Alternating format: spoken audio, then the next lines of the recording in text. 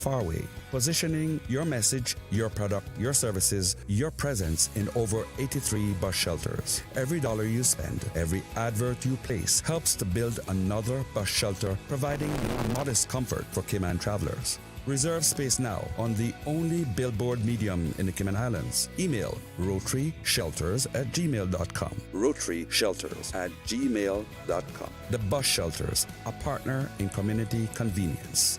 Another inspiration program by Rotary Central Cayman Islands. Radio Cayman's Historical Vignettes was brought to you by Rotary Central. For more than 110 years, Rotary members have used their passion, energy, and intelligence to take action on sustainable projects. Talk Today is brought to you by Subway, open 24 hours in Countryside, Anderson Square in Georgetown, and Centennial Towers in West Bay. And by the Ministry of District Administration. Explore your history, explore your land, explore your sister islands. And Cayman Airways. Call them on 949-2311 to book your nonstop flights to Los Angeles and Panama. And Doctors Hospital. Peace of mind is important when life happens. Doctors Hospital, always there for you. Call 949-6066. But I do have some questions. There are more questions than answers. Cayman Islands' foremost listeners participation program. Talk Today. What is on your mind, Cayman? If you are ready to talk, we are ready to listen.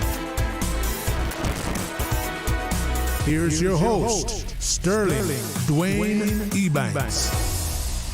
Hey, welcome and thanks for joining us tonight. I'm hoping and praying that your weekend was not only relaxing and enjoyable, but position you so that you have a presence of mind to make this week as productive and engaging and positive as possible. I invite you to be a part of our first discussion. Our friends from the PT at the John Gray High School join us 1:30. Dr. Borden will be in for a monthly mental health matters. So stay tuned for Talk Today.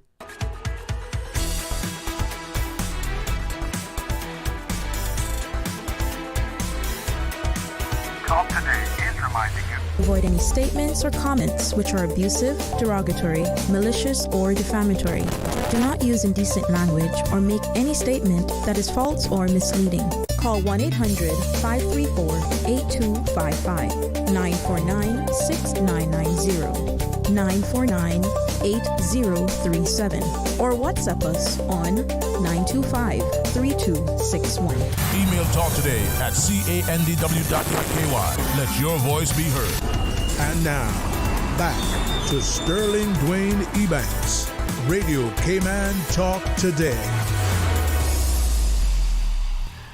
Hey, welcome and thanks very much for joining us as we invite you to be a part of our discussion. Thank you so much for your willingness to share some of your lunchtime with us. Honored and privileged and pleasure to sit here as we welcome Dr. Linda this one. But in this occasion, as a member of the PTA at the John Gray High School. And thank you very much. Welcome, sir. How are you? Thank you. Thanks for having us here to share what our big plans for the school, John Gray High School, next week, Saturday the 21st. Exciting, real big plans for the school, the students, the teachers, all staff. We really look forward to an exciting day on the next Saturday, 21st, from 10 a.m. to 4 p.m. Right. As we talk about it, and it's not just a promotion and the celebration or the extended invitation for people to be a part of it, if I may then ask through you, for those schools that have a PTA as we know it or a semblance of it as such, why is it important for us as parents, in particular as parents, to be involved with entities like the PTA? It's really crucial that parents be a part of the school, support their children, support the school, etc. And we see it's really even all aspects in school and when they get home from school with their homework and all aspects, their nutrition, their health, the extracurricular activities. It's very important for parents to be there to support their children, to know what's happening in the school, to attend the PTA meetings, to be there with the teachers and all the relevant information. And the students feel that connection, that connectivity also when the parents are there. They have a little more, they'll have a little more confidence in everything they do. It's very important. And the parents themselves will feel more confident to be a part of what is happening. And it will just be for a better community in general. You get to put a name to a face in a sense. You get to take a sense of ownership. The word I like to use is 3 times and connect it. You understand what's happening. I'm hoping then we will have that buy-in as parents in our respective schools. Absolutely. All right. Now, the PTA gets engaged with activities in the school. Sometimes there's a activity that the public can subscribe to, and I think the John Gray PTA, you guys having something coming up as well. So absolutely. Next Saturday, the 21st, our PTA puts on what we call a Family Fun Day, or the John Gray High School Fair. This has been in the making for quite a while, but there's always seemed to be, as you know how the world goes now, some little issue. I mean, we had scheduled this for last term. There was a little issue, so we had to reschedule for this term. But nevertheless, we'll have lots of fun. Lots of good food, lots of good fun. Everyone will enjoy it. The message of socializing, parents, teachers, etc. Very often, as in a school setting, it's all about work and academics. But everything matters. Socializing, relaxation, everything matters. Come on, skip and do some quadrille dance, do some hula hoop, eat some fish and some Cayman-style beef and some Spanish food.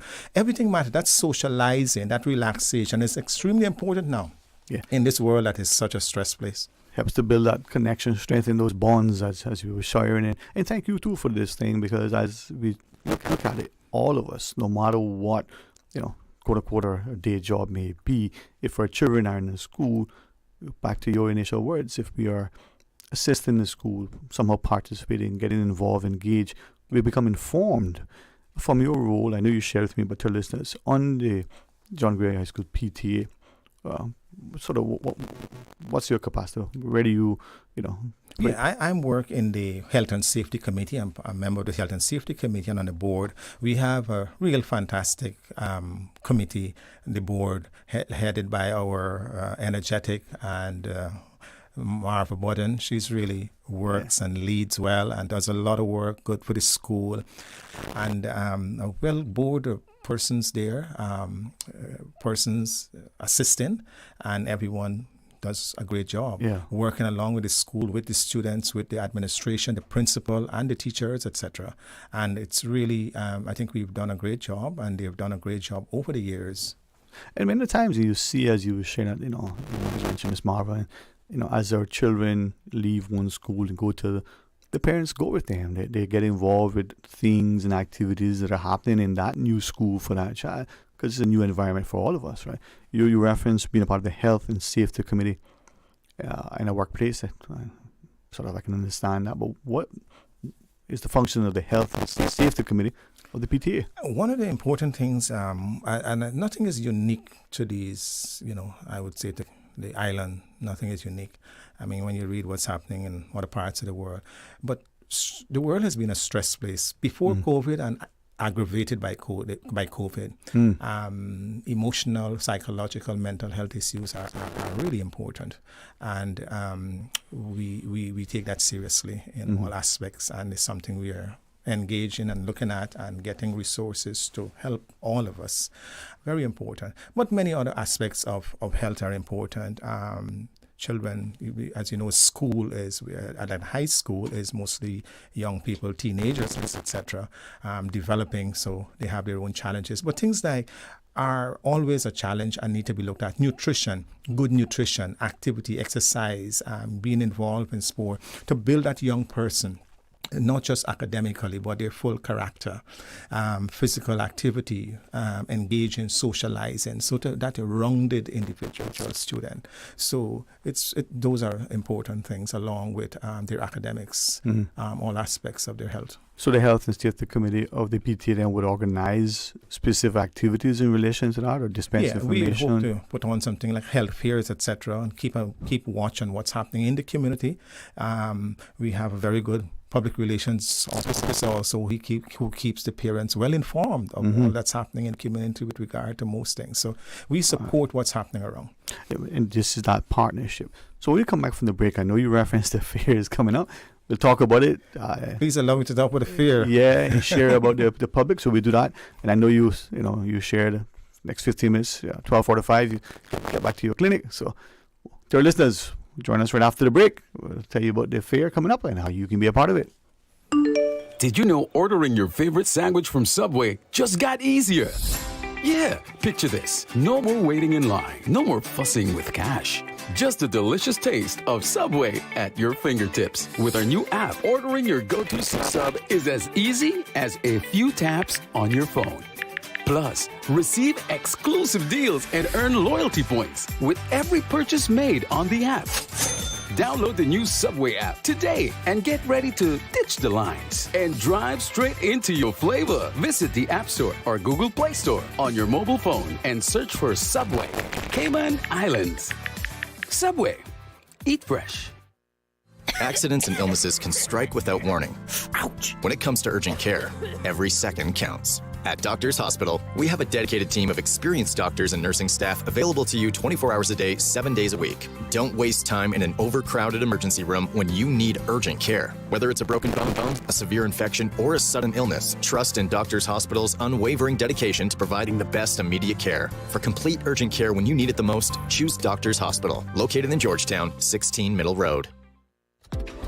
Find your dream car with a Cayman National Vehicle Loan. Enjoy 100% financing, up to 8-year repayment, and a 7% fixed interest rate for the first 5 years. For eco-friendly cars, we'll waive your commitment fee. This only applies to new vehicles. Call 949-8300 or email lending@caymannational.com today.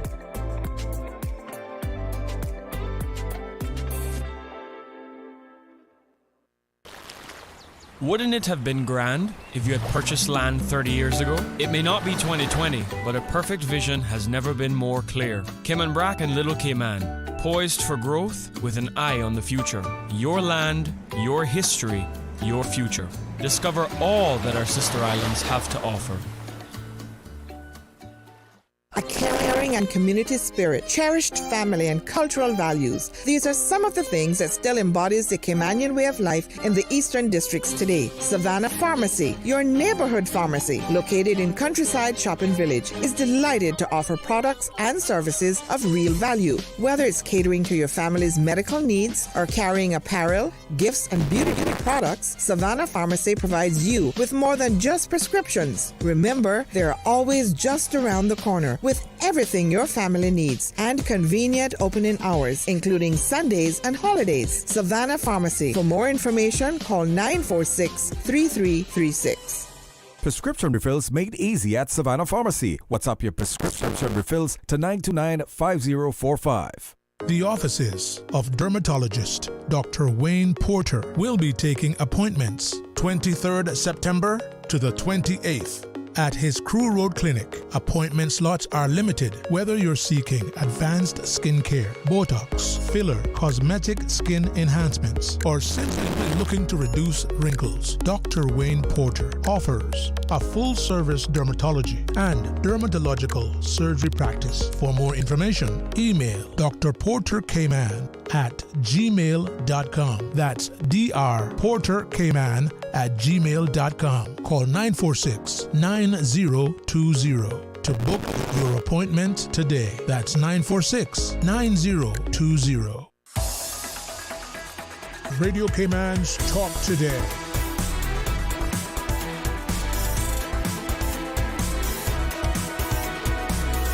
What is on your mind, Cayman? All right, as we invite you to be a part of the upcoming John Gray High School PTA, and there's a fair next Saturday. This is one you said. Now, how do we sort of join you? Do we buy tickets? Do we show up? Tell us about it. Where is it? When is it? How do we get there? The big activity is on Saturday. This Saturday, the 21st of September, and it's from 10 a.m. to 4 p.m. on the school campus. Beautiful campus, John Gray High School. And if you have never seen this campus before, now it's an opportunity to come out there and witness and experience it. Beautiful. And the activity will be held on the campus grounds and also in the auditorium. It might be a little hot, so some arrangement made for that in case it gets a little hot. We'll have lots of lovely games. We'll have everything. Lots of the regular what we call the carnival games. You can hit down your balls, hit with the balls. You can hit down your target. You can have what we call the giant Jenga. You can have lots of spin the wheel and then win lots of prizes. Connected dots and all those nice carnival games, the regular stuff. Then you'll have entertainment. We'll have some quadrille dance. So sure, you can come to and practice your quadrille. The pop band will be there, beautiful music, and young people in their element, really doing well. And the steel pan. John Gray High School steel pan is really a must listen to. So I would encourage people to come out. So lots of entertainment, the quadrille dance, the pop band, the steel pan. And then also we have our Spanish students and members of the community who will put on a nice Spanish dance or activity along with the foods, which I'll come to later. But let me come to the food right now, because that's the most important thing. It's lunchtime, you know. It's lunchtime. Lots of food. Cayman style beef. Turtle, is it stew turtle or turtle stew? But the turtle cooked well and tasting good. And then you'll have the fish nicely fried with all its element. You can't forget also some Spanish offerings like the empanadas and the tacos and all that. So we'll have lots of good food out there. There'll be no shortage of food. And then the kids sometimes like their little fries and some other stuff. They too will have what? We're catering for everybody, all in the community. We all in the community, because we want all families, all students to come out and socialize. Too often we meet in a setting of too rigid, too academic. Just relax. Is this a fundraising activity for the PTA? It is a fundraising activity for PTA, which supports the school in general. Right. Anything that the PTA does is only for the school community. Yeah. Anything in particular the funds will be earmarked for, or just generally, just in case? I think it supports all the clubs in the school, and especially we'll be focusing, as I said, is about activities, about emotional, mental health, etc. So those will be some areas of focus. The raffle, I can't forget the raffle. I know time will run and leave me. The raffle, we have a big raffle. You can win some fantastic prizes. Only $5 a ticket. $5, and you can win as much as $1,000. You can win airline tickets.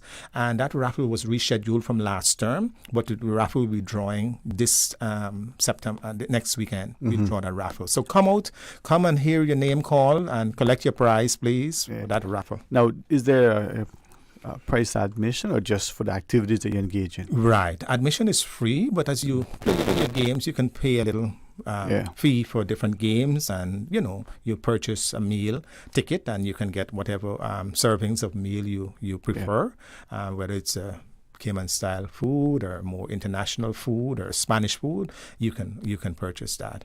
But we really will have a lot of fun, and the students, the parents, the teachers, and we invite the entire community to come and support. It's very important that we support the school community. Very often we look at little negative things, about a school or a situation, and we don't see the positive things. This is a big positive, and there are lots of good things happening at John Gray High School in all areas. The steel pan will be playing, the music, the music group, they will be doing their part. You'll have other groups. Hopefully, we might have the robotic club demonstrating some of their prize-winning robotic displays. John Gray has been winning quite a lot of recent. As you shared with us, and even some of our conversations, during the break, the notion that potential prospective parents and students, this could be an opportunity to sort of introduce themselves to the school, maybe a subsequent tour at another day, if not that day, to see what's on offer, to see the community, to see the resources, the facilities. I mean, what, $200 million can buy you? We have a fantastic building there. Absolutely. So it's next Saturday, right? 10 a.m.? 10 a.m. to 4 p.m. And we know some of our students are all the way in the West Bay area. And all the way in West Bay. Prospect, all the way in West Bay. So there will be some transportation. And we want to thank the Barnes and the Smith bus service for helping us with some transportation for these students coming from the West Bay area and those higher up from the Prospect area. So we want to give thanks to the transportation, Barnes and bus and the Smith bus service. Yeah. And for those who are familiar with the school, I mean, Mr. Rennie and even the days of Mr. Garston and Son, for decades, those two entities have transported their students, thank God, safely. Correct. Every school year, every day, back and forth, So again, that partnership. Yes, certainly. Because we know sometimes some parents might not be able to bring their children. Some people still work, might have work on Saturdays. Not everyone gets the weekend off. So that transportation has been laid on. How is the, for the parents that are listening, I mean, the normal school with the transportation, there's a particular route and you'll be at a particular point for the transportation for the fare on that day? Yes, it will be the regular routes, which the students will know where it passes, and if there's any changes, they will know. An announcement will be made, or they'll be notified. So this on Saturday, then, as normal, they get the bus, the school bus. It's very recognizable. The parent together with the child could come, or is it just the children? We want to transport just the children. Yes, mostly it's laid on for the children. Yes. Okay. Good to know. Yeah. All right. For more, people might want some more information, and I have two numbers here that you can call. 326-7709, members of the Fair Committee and the PTA of John Gray. 326-7709 and 525-3296. That's 525-3296. Those are two numbers you can call, and you can have your tickets delivered to you probably. We might be offering that service. your raffle tickets. Yeah. But it will be an exciting day, and I know we'll have good weather, and it will be exciting. And it sounds like the food promises to nourish, at least to even give some a taste. Huh? You can't go wrong with good food, Sterling. No, listen, Shakespeare said food you got to play on, right? But there's more than food. We have lots of booths, educational booths. We'll be having public health booths from the HSSA Health Services Authority, the Family Resource Center. They do a fantastic job also with educating parents and all of that. I Read for Life, the credit unions, and some of the clubs in the school and the after-school programs, the drone club, the chess club. They'll all be there and showcasing. And so parents have a lot to experience, and persons coming out. Sometimes as people, we don't always understand what the school has on offer. So when we know, as we talk to our children, we can say, well, did you try the chess club? But did you look at some other activity? You can have a first-hand account. So you learn more. Oh, absolutely. Sterling, throughout the Caribbean, the best schools are public schools throughout the Caribbean. The top schools, you have private schools sometimes coming and fill the gap. And John Gray is on par and is on that right path to be there. There are challenges all around. Yeah, but really. Challenges are just ways to improve. Yeah, certainly. Well, I appreciate it. So in closing, it's next Saturday, 10 a.m.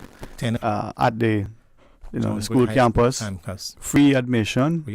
But you come with your pens in your pocket in order to make your purchase of food, whatever. Raffle ticket. All right. $5 for a raffle ticket. $5. Good prizes all around. Beautiful prizes. Can't go wrong. Must have a ticket so you can get a chance. We also want to give a shout out to persons who have supported this venture. Honorable Ministers Cathy Wilkes and Dwayne Seymour, JM Electronics, gift cards from Burger King, Kirk Home Center, A.L. Thompson, Rochelle's, Fusion Mixology, Funky Tangs, The Water Authority, Winner's Circle, Matrix, Foster's Food Fair, CUC, Cost You Less, CEL. And we're really thankful for the support of our community partners. Yes. Well, as we were sharing, mostly, it's the community, a partnership across that. These are not just prospective politicians and pastors and other professors in various professions, but these children are today, not just tomorrow. So if we can draw alongside and love and nurture them, make them feel supported and accommodated, we have a better place, right? Absolutely. So, next Saturday then. Next Saturday. Come out there, skipping, hula hoop, quadrille, good food. You can hula hoop? Good I can't. If you try, I'll try. Sure. we'll have a runoff. There you go. I'm pretty sure you should introduce me a thing or two. Well, thanks very much. And this is where that laughter and the banter can perhaps bring us closer as a community. So thanks very much to you and the team over there, the PTAs across, but in this case, John Grace. Thanks for having us. All right. Have a wonderful and productive week, sir. Thank you. All right, we're going to pause a couple of minutes of open line at the headlines at 1. We're going to welcome Dr. Borden, and we're going to be having a chat for our monthly mental health matters. Cottrell will join us as well, so stay tuned. for Talk Today.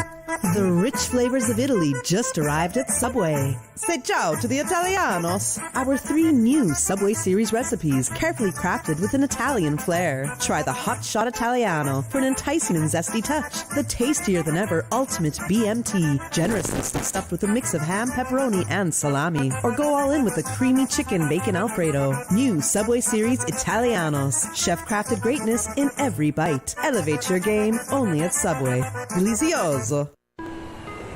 You deserve a unique vacation this year, one with easy non-stop flights from Cayman. Cayman Airways offers more non-stop flights to and from the Cayman Islands than any other airline. Now you can add Panama and Los Angeles to your travel bucket list. Skip the hassle of connecting flights. Panama is just a 2-hour non-stop flight from Cayman. And Los Angeles? Get there in less than 5 hours non-stop aboard Cayman Airways. Call 949-2311 or visit CaymanAirways.com to book your Los Angeles or Panama getaway today. Refer a friend and get $50 to spend when your friend or family member opens a personal account with Cayman National. From July 9th to September 30th, 2024, C&B customers can earn $50 for each referral who opens an individual or joint personal account. Earn up to $500 with a maximum of 10 referrals. Visit CaymanNational.com for more details on this promotion and follow us on social media for updates. Terms and conditions apply. There you go, sir. Thanks for choosing JN Money Transfer. Boy, thanks to JN Money Transfer, I can stay right here in Cayman and pay mama bills back home in Jamaica.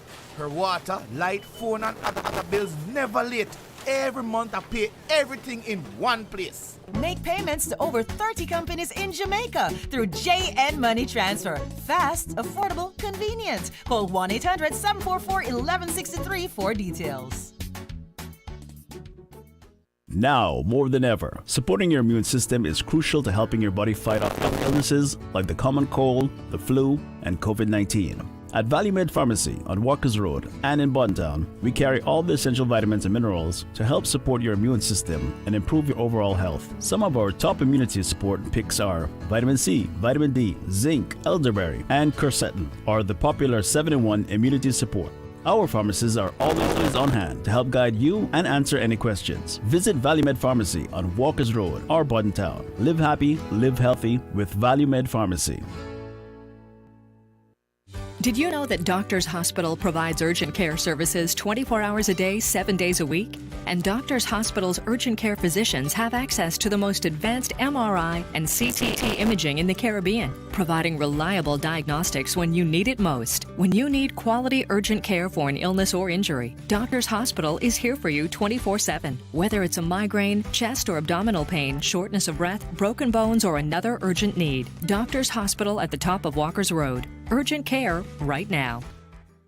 Cayman Outreach Association proudly invites you to the Great Crusade for Salvation, Healing, Miracles, and Restoration. Get ready for a life-changing experience as the power of God flows through Apostle and Prophet Jose Duarte. Hallelujah. Prophet Jose Duarte, visiting all the way from Paraguay. The crusade will be held at First Assembly of God Church, 195 Old Coco Road, from Saturday, September 14th to Wednesday, September 18th, starting at 7 o'clock each night, with a special start time of 6 p.m. on Sunday, September 15. Monday, September 16, we will have a powerful service focused on the restoration of families, couples, and marriages. Come expecting your miracle of healing and restoration, because with God, nothing is impossible. For more information, contact Raffle Button at 925-7798 or Pastor Dino Robinson at 916-7636. Radio Cayman's Talk Today.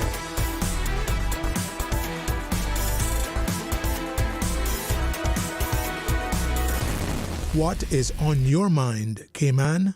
Hey, welcome back and thanks for joining us. And we have some open line. I'll give you an opportunity if you want to share your thoughts for the next 10 minutes or thereabouts as we hit up to the headlines at 1 and then our monthly Mental Health Matters show with Dr. Bodden and Cottrell. Hey, 949-8037, 949-6990.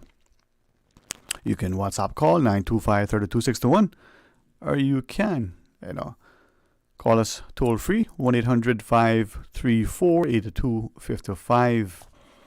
Now, a number of us have been sort of listening and hopefully somewhat attentive, but more importantly, engage and trying to at least understand what is unfolding before us.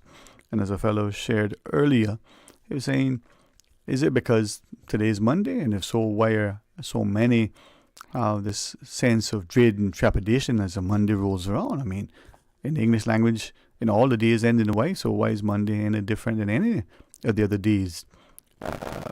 Things need to be done. Prayerfully will be a part of it. There's the potential to make it productive, but is it the positive mindset that will, dictate how we approach, each day? And with that, let me invite you on his behalf to ask the question, with us now, entering sort of the last quarter, halfway through September, we got the 3 months remaining, part of which for some there'll be significant, dealings in relation to their financial year end, the approaches, whether that's synonymous with the calendar year end or whether their businesses, other things, and then in preparation for potentially some festivities as Christmas comes in. How are we sort of, positioning ourselves? What are we positing in our minds? Are we prayerful? Are we, like many, just hoping and praying as we bury our heads in the sand that it won't get any worse? Well, will it? And are we thinking it's also all political in that sense of the elected politics, or in the other sense where it's so much other antics that people get into that they're not even cognizant of what is happening? But with that, is there anything positive that you can share with us as we'll engage in this hour? So 949-8037, 949-6990. Toll free with the compliments of Flow at 1-800-534-8255. That's the same number we want you to commit to memory and use as you have been, so willing and as engaged to listen to Mr. Hart on Mondays and Wednesdays and Fridays as he brings you for the record. Now, as part of that sort of invitation, if you were able last Thursday to be, as part of the Central Scranton sort of community groundbreaking for their park, promises to be a good space. People in the community still very strongly connected. It's a sobering reminder that we have indeed a lot of wonderful people, and in our society, a lot of those individuals have been very engaged for a very long time, and as mothers and grandmothers and sisters and aunts and daughters still continue to partner. And maybe that's an example that we can borrow and try to entrench in other parts of our country. Let's take this call. Hey, welcome. Thanks for sharing. Good afternoon, Sterling. How you doing? Hey, very well, man. How are you today? I am not bad. I'm under God blessing, so I'm doing mighty fine. But it coming like you didn't realize who it was. That's because I need to speak American. I should have said welcome to the K, man. Don't do that, man. All right. I'll leave it like that, man. How you doing, man? I'm doing great, my friend. I'm doing great. Doing great. Good joke better than the quarrel one. Yeah, trust me. I had one question that I wanted to bring on the air from quite a couple of days back now, but I never got the opportunity on either your show or we'll see. Mm-hmm. So I say this: why is it that the politicians and the members of parliament are telling the people of Cayman, the Caymanians, that they have so much opportunities out there for that they can get jobs? Mm-hmm.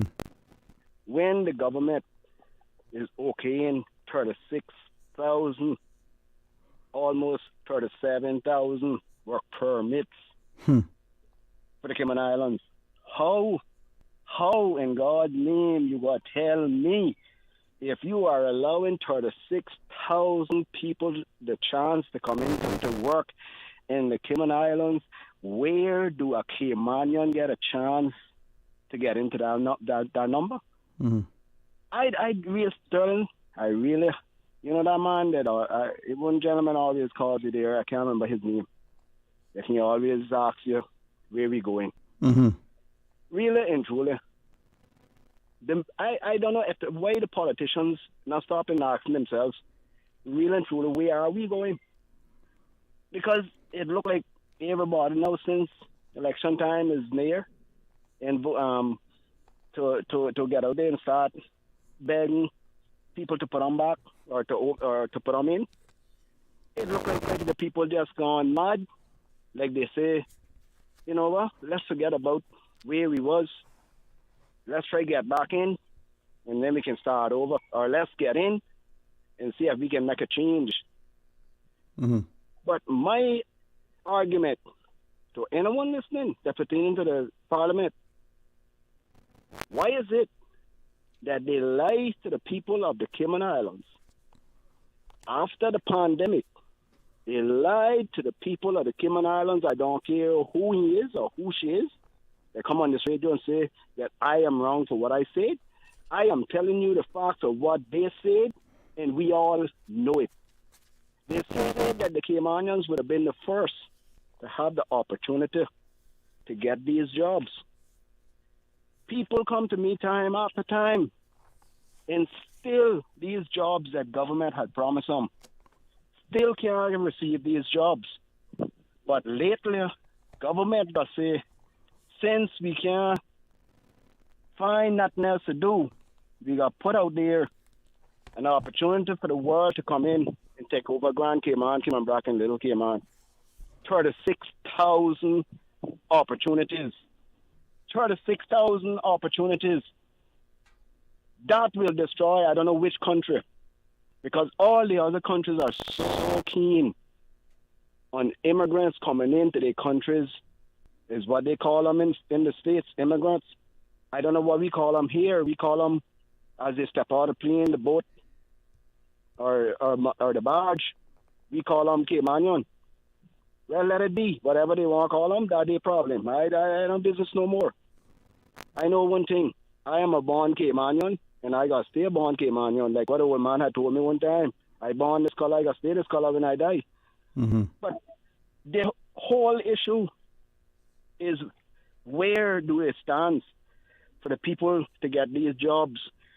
That means the poor Caymanian, for him to get a job, or she to get a job, that means they got to stay along the road, the side of the road, chopping bush, because all of the jobs that government have that our Caymanians can get into, or young Caymanians especially, these ones that come out of schools time and time again, they want to step aside. None of these older people inside of these departments of government and train these young people that coming up that they can be a replacement.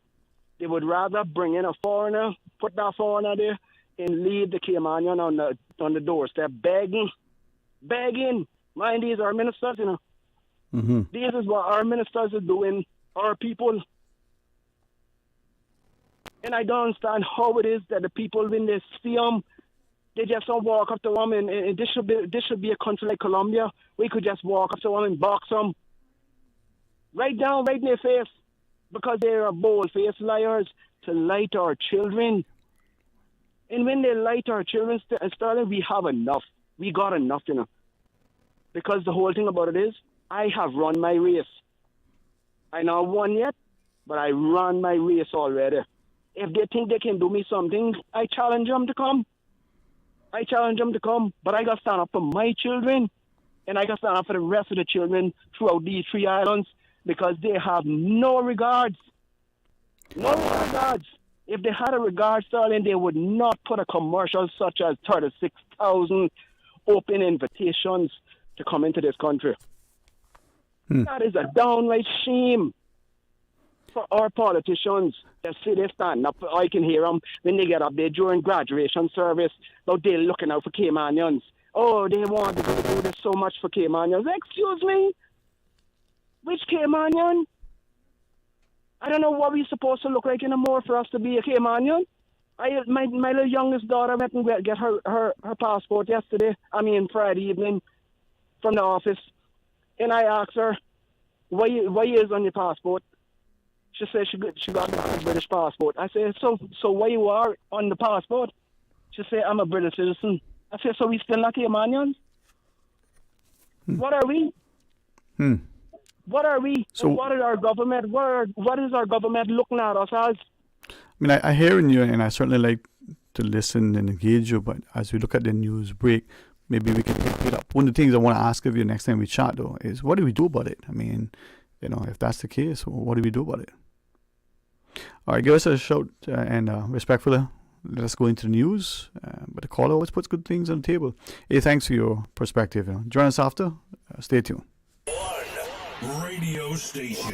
Radio Cayman is the voice of the Cayman Islands. From Radio Cayman's newsroom, this is Headlines. Local, regional, international news. The Headline News is brought to you by Kirk Market and Health Services Authority. In your headlines, the Mosquito Search and Control Unit is carrying out aerial larviciding in the sister islands for the next few days. MRCU says larviciding is the process using a special product to target areas where water collects, such as swamps, in order to kill mosquitoes in their juvenile or larva stage. In international headlines, the Federal Bureau of Investigation in the U.S. says Donald Trump was the target of what appeared to be an attempted assassination at his golf club in West Palm Beach, Florida, Sunday, just 9 weeks after the Republican presidential nominee survived another attempt on his life.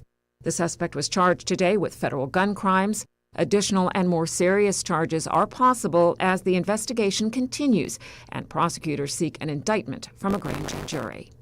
Grenada's opposition leader, Dr. Keith Mitchell, under pressure to give up the leadership of the main opposition New National Party, has conceded that one day, maybe sooner rather than later, he will have to do so. The 75-year-old has been holding on to the leadership of the party as supporters called for a convention where a new executive would be elected. But as he addressed a women's forum Sunday as part of the activities to commemorate the party's 40th anniversary, Mitchell said the political organization would be undergoing new leadership in the near future. Those are your headlines. I'm April Cummings. Radio Cayman.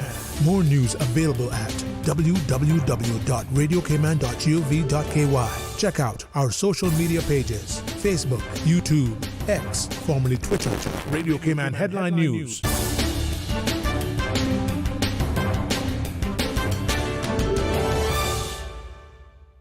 The Health Services Authority would like to thank you, the Cayman community, for voting us the Best of Cayman Islands 2024 in 13 medical categories. As the largest and longest healthcare provider in the Cayman Islands, we have been caring for you for many generations, helping the people of our islands live longer, healthier, and happier lives. At HSA, we are committed to caring for you. For more information, visit hsa.ky or call 949-8600. When it comes to weekly meal prep, I trust Kirk Market to provide the best value for quality proteins. The butchers at Kirk Market are super healthy. They always slice my steaks perfectly. Kirk Market has everything I need for healthy and flavorful protein-packed meals. From lean cuts of CAB choice beef, tender CAB prime beef, the juiciest pork, and all-natural hormone-free poultry, to their seafood section with everything from fresh local snapper to omega-3 rich salmon. I choose Kirk Market for the highest quality proteins to support my healthy lifestyle. Kirk Market. Eat well, live well, and discover a world of choice. Radio Cayman is pleased to feature this special Sister Islands historical vignette brought to you by the Ministry of District Administration and Lands. Explore your history, explore your land, explore your Sister Islands. Holroy Eric Lorenzo Walton was born on August 13, 1936 in Bogisan, Cayman Brac, contributing significantly to the culture and heritage of Cayman Brac and Little Cayman. Holroy, affectionately known as Roy, was a gifted and artistic seaman whose natural talents emerged at a young age. His early education at Spot Bay Elementary School showcased his creativity, earning him recognition for his excellent artwork and setting the stage for a lifetime of artistic achievement. He crafted wall plaques, jewelry, and other items from local materials, which became sought-after souvenirs. His detailed engravings were presented to dignitaries, including a turtle shell engraved for Her Majesty the Queen. Roy's contributions also included creating signage for local businesses and commemorating lives through tombstone engravings. His commitment to preserving and celebrating Caymanian heritage was evident in his work and community involvement.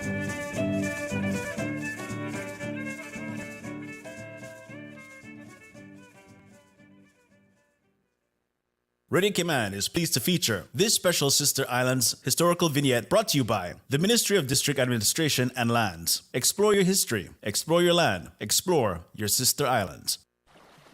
Explore your history, explore your land, explore your Sister Islands, the ultimate staycation experience. Your culture, your freedom, the land that time forgot isn't gone. It's your Sister Islands. Discover all that our Sister Islands have to offer.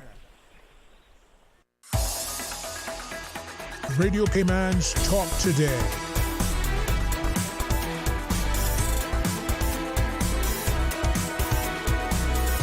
What is on your mind, Cayman? Hey, welcome back, and thanks for joining us. And on this wonderful day in the month of September, it's a Monday. For some of us, it's the start of the week. For others, we're already halfway into our week, man. So it's all good. And when you're in the company of good people who are willing to make things better, it's going to just be that. Well, as part of our monthly mental health matters, Dr. Alexandra, always a pleasure. Thank you. Yeah, thank you for having us on each month. I'm super excited to be here this month. September's a big month for mental health. It's Recovery Month, looking at recovery and mental health, as well as substance abuse. It's also Suicide Prevention Awareness Month, so that's what we're in to talk about today. And it is one of those things where we recognize the sensitivity and respect, but also the importance of having conversations. And as well, as we get into it, Mr. Cottrell Ellis from the Wellness Center, counseling psychologist. Thanks for joining us again. How are you? Doing good. How are you? Thanks for having me again. Listen, when we can come together and have conversations, and increasingly, I think more and more, we are perhaps going to be mindful that there was not that long ago when we could talk with our closest friends and sometimes newest acquaintances about things that were sort of opened up the avenues for an expression of differences of opinion, and that was excited.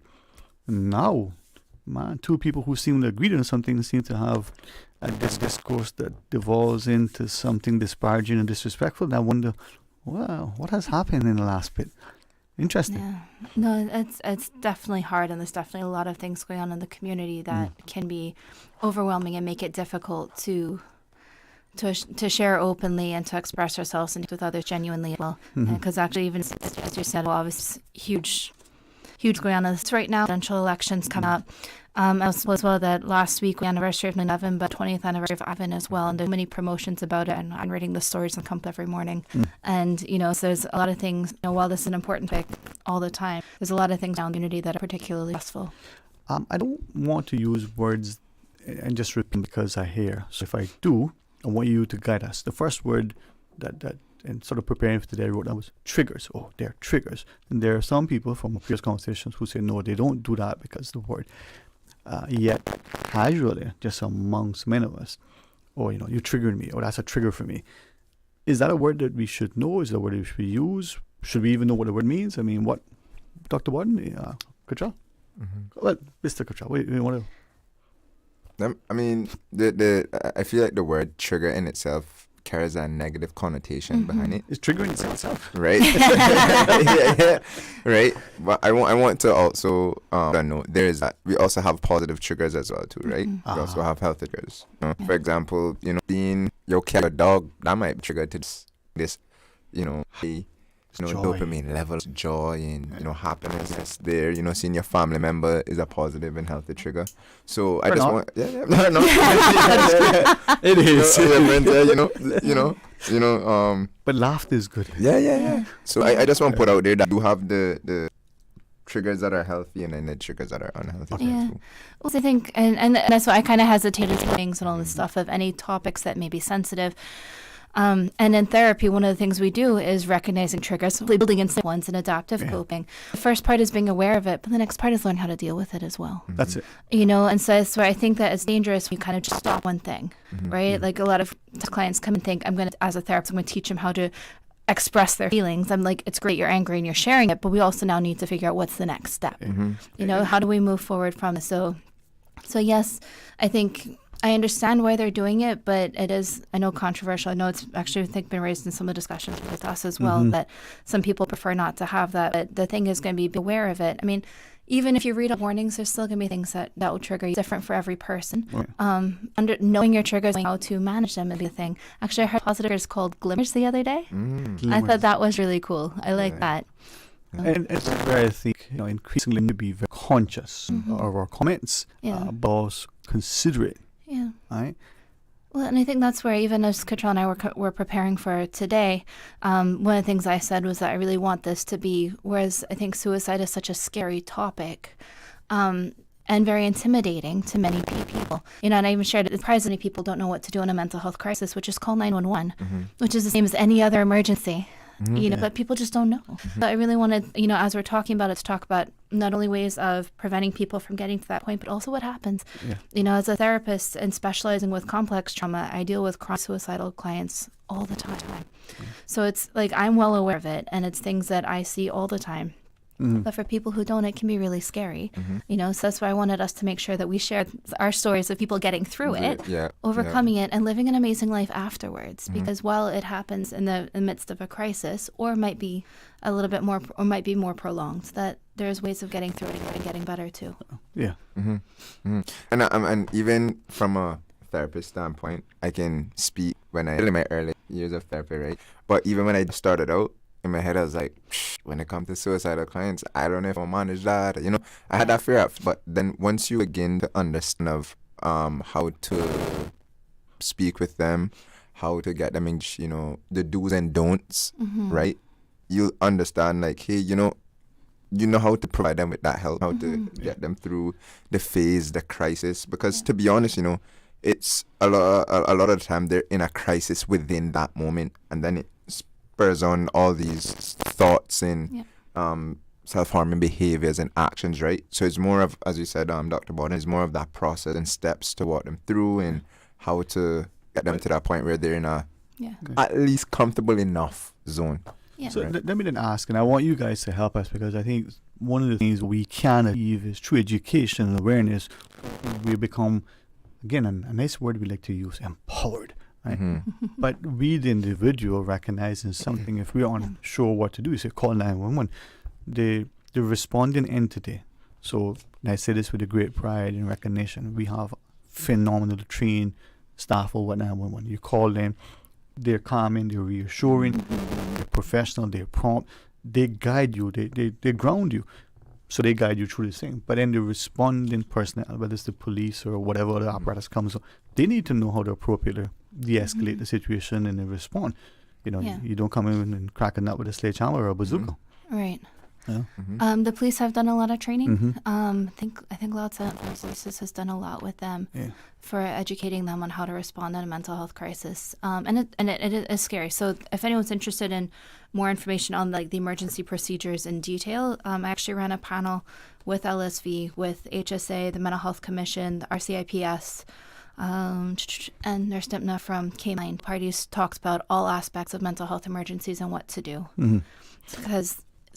But the police are now trained in how to manage it, and it'd be intimidating. When the first time I called 911 for a client here at my office to get them to the hospital, and it looked like my office got raided, and it was a young woman, and she's like, "Dr. Bodden, what did you do?" I was like, "I'm sorry, I didn't know that all the police would arrive first. They came in to secure the scene." So that's something now that I know, you know, and something that I will now prepare clients for. You know, if I have to call the police. If I have to call 911, police may show up first. Interesting. And they handled it really well, to be honest. So there's more and more training, and I think if they know that's that kind of a crisis, I think will dispatch the police officers with training and trying to train. When we ran that panel that month, they were actually working with someone, with a trainer, for I think they were the ones who hadn't been through it yet to get the training. So. And I can see increasingly, and just as I was trying to prepare for it, recognizing that this kind of suicide is challenging. You know, we ourselves may have entertained the thought. We may have a sense of regret and shame and stigma because we did, or we know someone who have, and you know, in our minds we failed them. So all these things could weigh on us. If I might, as we have our discussion, maybe ask two things, some of those do's and don'ts, if it is appropriate and only if it is, to help us, the listener. We think this is happening. What is it that we should ask? What is it we should not do? And then secondly, just going back to the idea of triggers, we're talking and commemorating, Hurricane Ivan. For some people, they don't want to remember. This is a difficult time. Yes, it passed. It's not that they are forgetting it deliberately, but they know what they have experienced in the 20 years since. Still trying to rebuild. That the insurance didn't pay them out. This happened, that happened. They lost this thing. There's still a gratitude that, okay, it wasn't any worse than what it was, but it's not a positive experience. They may be still feeling a sense of dread and trepidation 2 decades on. How does that affect people? Interesting. Yeah, and that's something always to be mindful of, because a lot of times our body will respond to, so there's more and more research about how the body responds to trauma and holds trauma.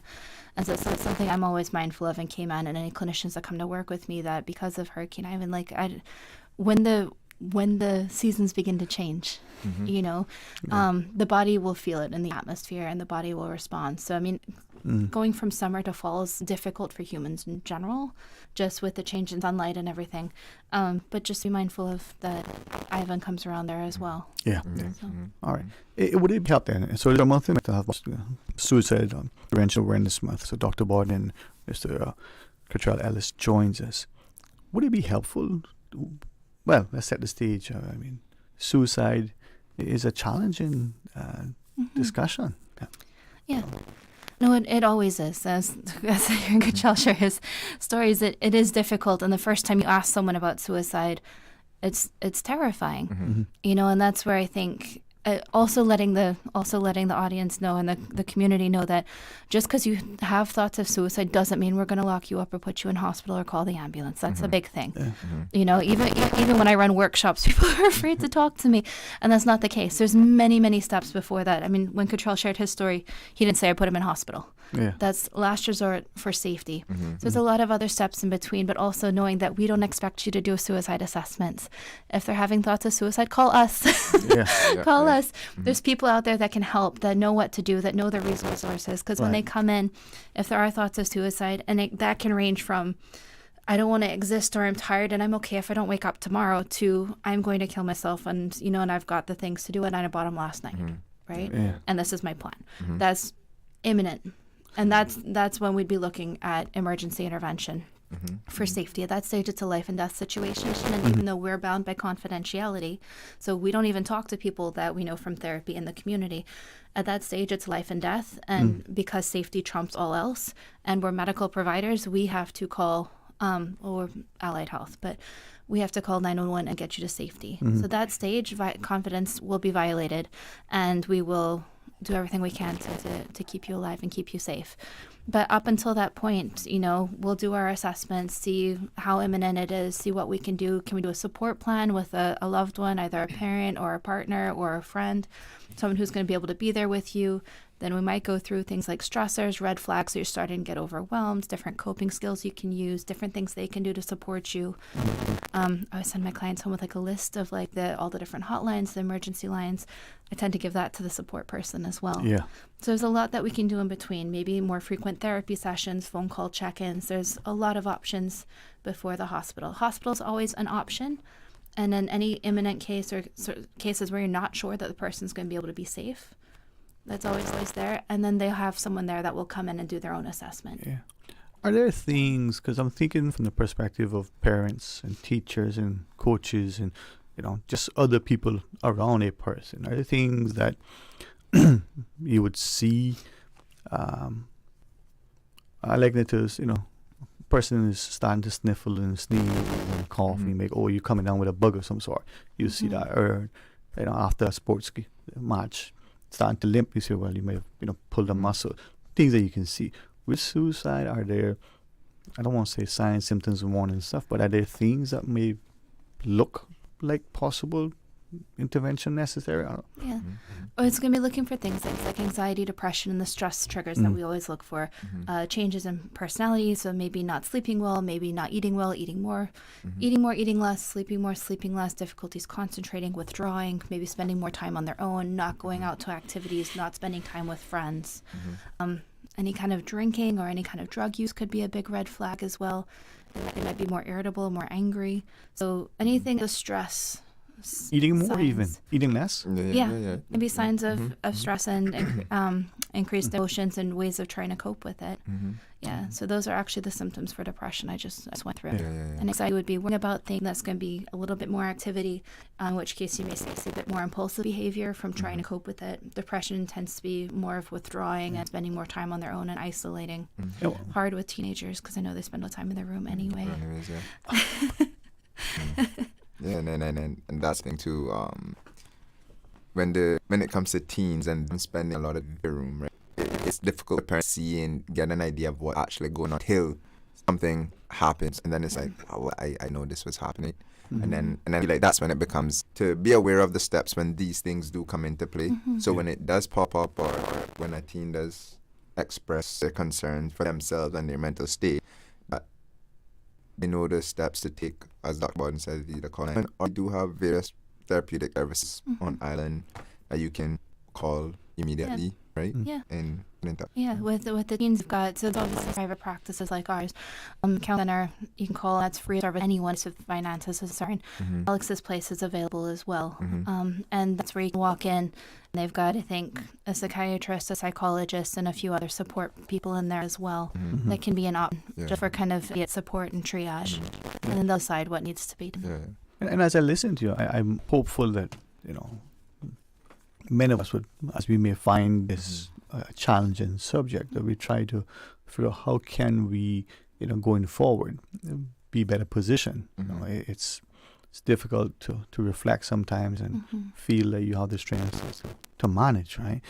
So with that in mind, you talked about that person, initially going through these stages of depression. Some of us can go, well, geez, that's me. That's because of my work, my family. The teen or the young person who's in the room, the parent going, but, little Johnny is in there all the time. So we don't see anything different in that person. Yeah. Where does it become noticeable? Well, that's where the communication beforehand is helpful. Having those discussions early, letting them know that whatever's happening, that you're open to hearing about it. And a couple of the teens I've worked with, the parents have found either diaries where they talk about suicide, or stories or poems about death. Social media, sometimes things are posted on WhatsApp or on one of the Instagram or whatever's hot right now.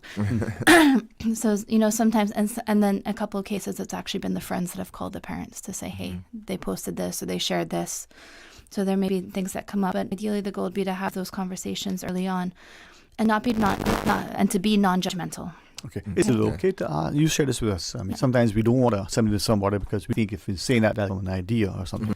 That's one of the biggest myths about suicide. That if you ask about it, that you're gonna make them do it, and that's not the case. Research has shown that's not the case, right? And from the two of us having asked many people, if they're not suicidal, like, no, it's not like that, right? Like people actually get like really upset, like no, like even clients that come in very depressed. That's never happened.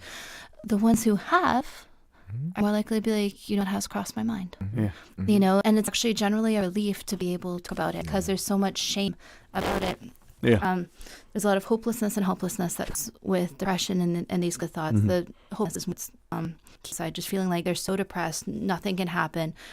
They don't deserve to get better, they can't get better, and that the world would be better off without them, right? And this is obviously kind of far down the spectrum into the depression.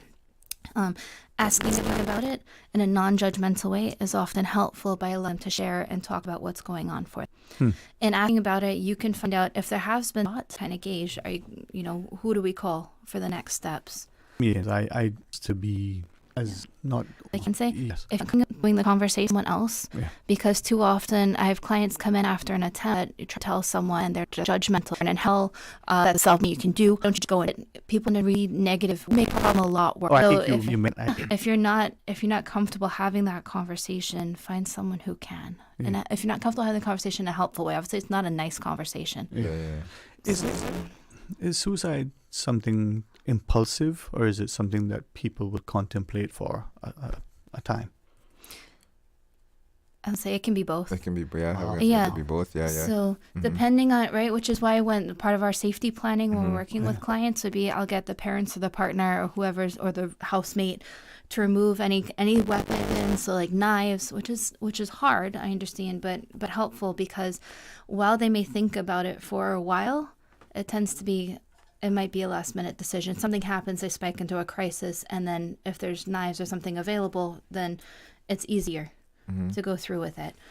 So putting away any weapons or anything that could be used to hurt themselves, medications, alcohol, anything like that.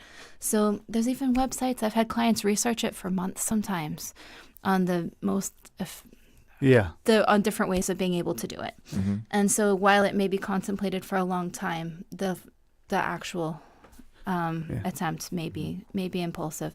People who are more impulsive are going to be at higher risk, not only for drug use, but also for suicide and self-harm as well. And I recognize that those listening, this may be challenging. I mean, even as I sit here, I know our topic. I thank you for all the resources in the past and present. But we want to be helpful, and something that I'm on a personal level. I remind myself, I'm saying that learning is a dangerous thing. Some of us all of a sudden, we looked at the cover of a medical journal and we already think we're a specialist. That's just our disposition, and some of us will study for decades and still feel that we're only scratching the surface. So a little learning can be, with that in mind, as we come back from our break, can we help, those listening who may be contemplating, who may have, know that there's help. There's not that hopelessness and helplessness for the parent, the coach, the partner, that person in this life. How do we can offer up them guidance? And is it one of the things we wanted to ask? Is it something like my friends who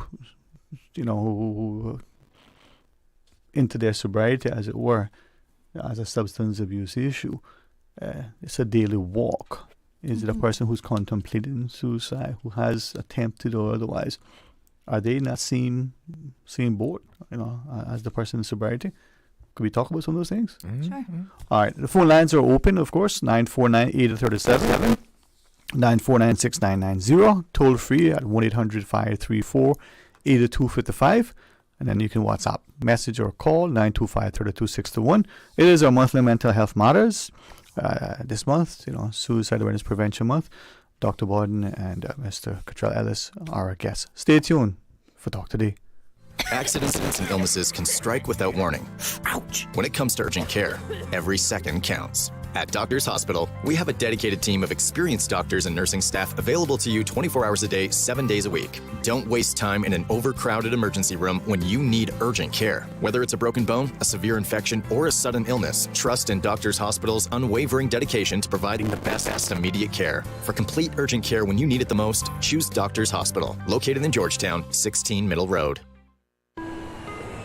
You deserve a unique vacation this year, one with easy non-stop flights from Cayman. Cayman Airways offers more non-stop flights to and from the Cayman Islands than any other airline. Now you can add Panama and Los Angeles to your travel bucket list. Skip the hassle of connecting flights. Panama is just a 2-hour non-stop flight from Cayman. And Los Angeles? Get there in less than 5 hours non-stop aboard Cayman Airways. Call 949-2311 or visit CaymanAirways.com to book your Los Angeles or Panama getaway today.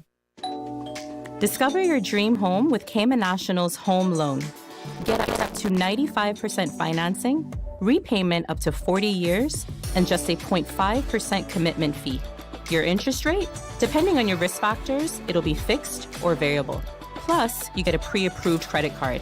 This is a limited time offer. Dial 949-8300 or email lending@caymannational.com today. When it comes to weekly meal prep, I trust Kirk Market to provide the best value for quality proteins. The butchers at Kirk Market are super helpful. They always slice my steaks perfectly. Kirk Market has everything I need for healthy and flavorful protein-packed meals. From lean cuts of CAB choice beef, tender CAB prime beef, the juiciest pork, and all-natural hormone-free poultry, to their seafood section with everything from fresh local snapper to omega-3 rich salmon. I choose Kirk Market for the highest quality proteins to support my healthy lifestyle. Kirk Market. Eat well, live well, and discover a world of choice. The sale you've been waiting for is here. Brand Source Home Gallery's custom closet and kitchen cabinet sale is now through September 30th. Save 20% on closets, pantries, Murphy beds, wall units, media centers, and that long overdue kitchen cabinet makeover. Our designers will create your dream closet or kitchen. Choose from our in-stock selection or special order and have installed before December. Shop now and save 20% with Brand Source Home Gallery's custom closet and kitchen cabinet sale. Hurry, sale ends September 30th. Visit us at 209 Dorsey Drive, Industrial Park, or call 623-5000. Are you ready for non-stop laughter? Cayman's biggest comedy show returns. What Happening is happening, featuring the all-star cast. Bring the family, bring your friends, bring your grandma. Treat yourself to a night of fun and back-breaking, side-splitting, laughing until you choke comedy. Directed by Matt Brown. Drop the joke now, man. What happening? Tell me. At the Harquail Theater, September 27th until October 13th. Proudly presented by the Cayman National Cultural Foundation. Tickets on sale now at ticketsplus.ky.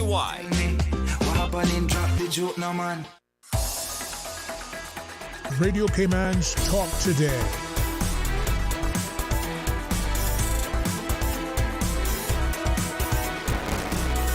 What is on your mind, Cayman? Hey, welcome back and thanks for joining us. And it is our monthly mental health matters. Always a pleasure and greatly honored that Dr. Borden, you find time still with all you have on to help us to put this very informative discussion and panel together and joined by Mr. Cottrell. I like the fact that you shared at us, outset, still early into your practice as it were, but as you approach the discussion with your clients, you're professional, trained, you're competent, you're gaining expertise and experience, but there's a sense, I don't know, I want to get into that.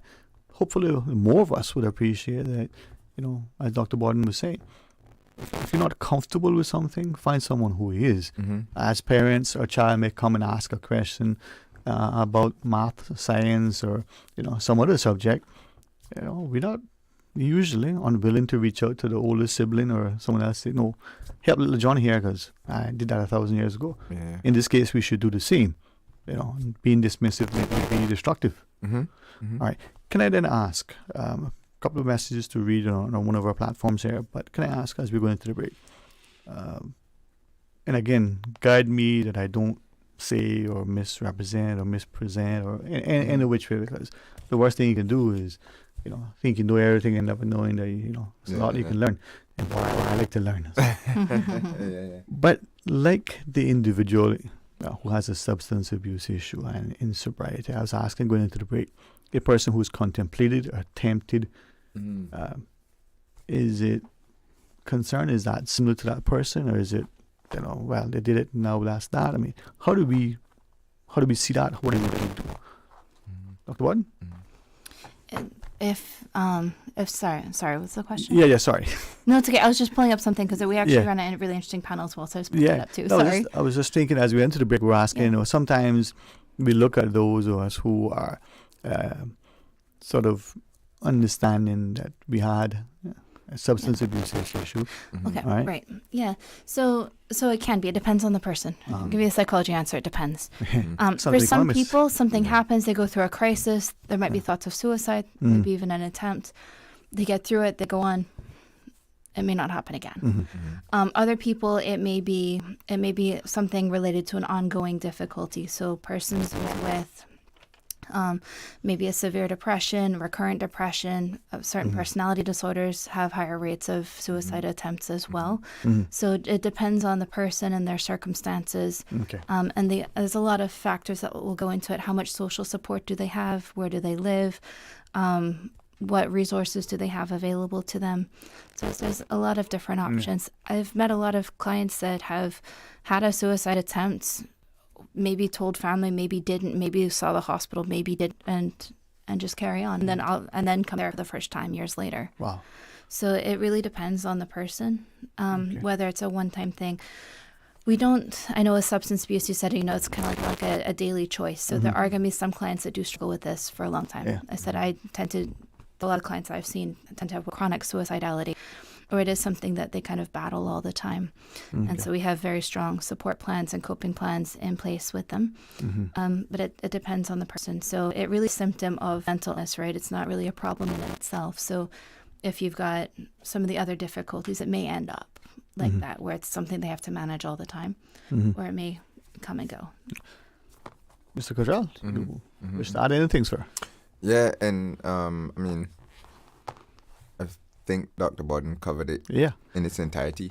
And as Dr. Borden was sharing, I'm thinking, again, a very sensitive issue. When someone has illness or so that there's a passing in the family, we're immediately there to support. But after the service, is that support still there? And the person is still grieving, still misses that person, still wants that person's presence, still feeling that loss. And then we can see, the support that was there and the ensuing maybe weeks or even hopefully months. But after the service, we're not as close. We don't check in. So am I hearing you that with that individual, let's be our brother's keeper. Let's check in. Let's make sure that we're connected. And how do we do that? Just calling and seeing how people are doing. It can start very casual. If you have if you have worries that someone is seeming depressed, you can ask, Right. have you been feeling depressed? Have you been feeling ill? A lot of times in Cayman, depression will carry somatic symptoms and come out in the body. Yeah. But if you have concerns, you can ask, have you had thoughts of hurting or killing yourself? What about, jump in if you want, right? What about, again, I think based on my discussions over and this show for me has been very educational, very informative, very instructive. Yeah. I learned the word masking. I thought that was when you put something on, but people can hide. Yeah. And we see their smile and they're all jolly. And do we see that? There's actually a really interesting. There's been a couple of posts that show that show people like hours before they die by suicide, where they're happy and laughing and look like everything is okay. Very common with depression and anxiety as well. So it's not just with people who are suicidal. It can happen with any kind of mental illness where essentially that's just putting up a front that we look like everything's okay when on the inside we don't feel good because we don't feel safe. Appearing weak, appearing vulnerable, looking like we can't manage things because we don't trust other people, or maybe we've been put in situations before where people have shown that we can't trust them. And then what about, people who, sorry, I've heard it, and maybe you can help me to confirm whether it is. Some would put everything in place. They'll get their affairs in order. Yeah.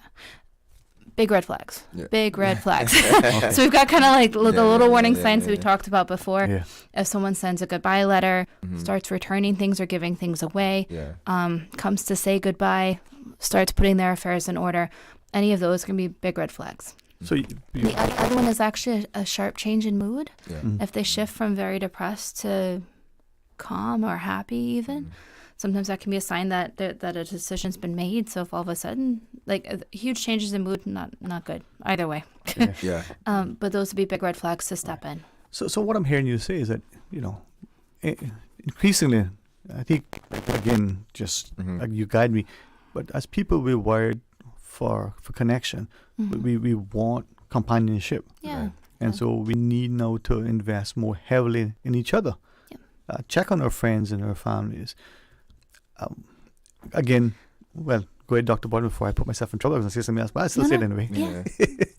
And this is why when I look at what's happened during that national imprisonment that everybody experienced during 2020 and now, we divided people consciously. We put in place laws. We equipped the police with high-powered rifles and like submachine guns and saying, you come outside, we shoot you. That was the perception of, and I found that egregious. A student coming back, we locked them in a cell. Okay, it was at a hotel somewhere, but you couldn't come out the door. We throw the food under the table like we would do with a hardened criminal. I'm questioning more and more, and I'm grateful to the resources coming out of the UK specifically, where they're seeing some of these consequences in the children coming into school, the older children who are returning to school, in university as well as in high school, and in the behaviors of young adults that they don't seem to be again, my word, socially adjusted. They seem to have some issues.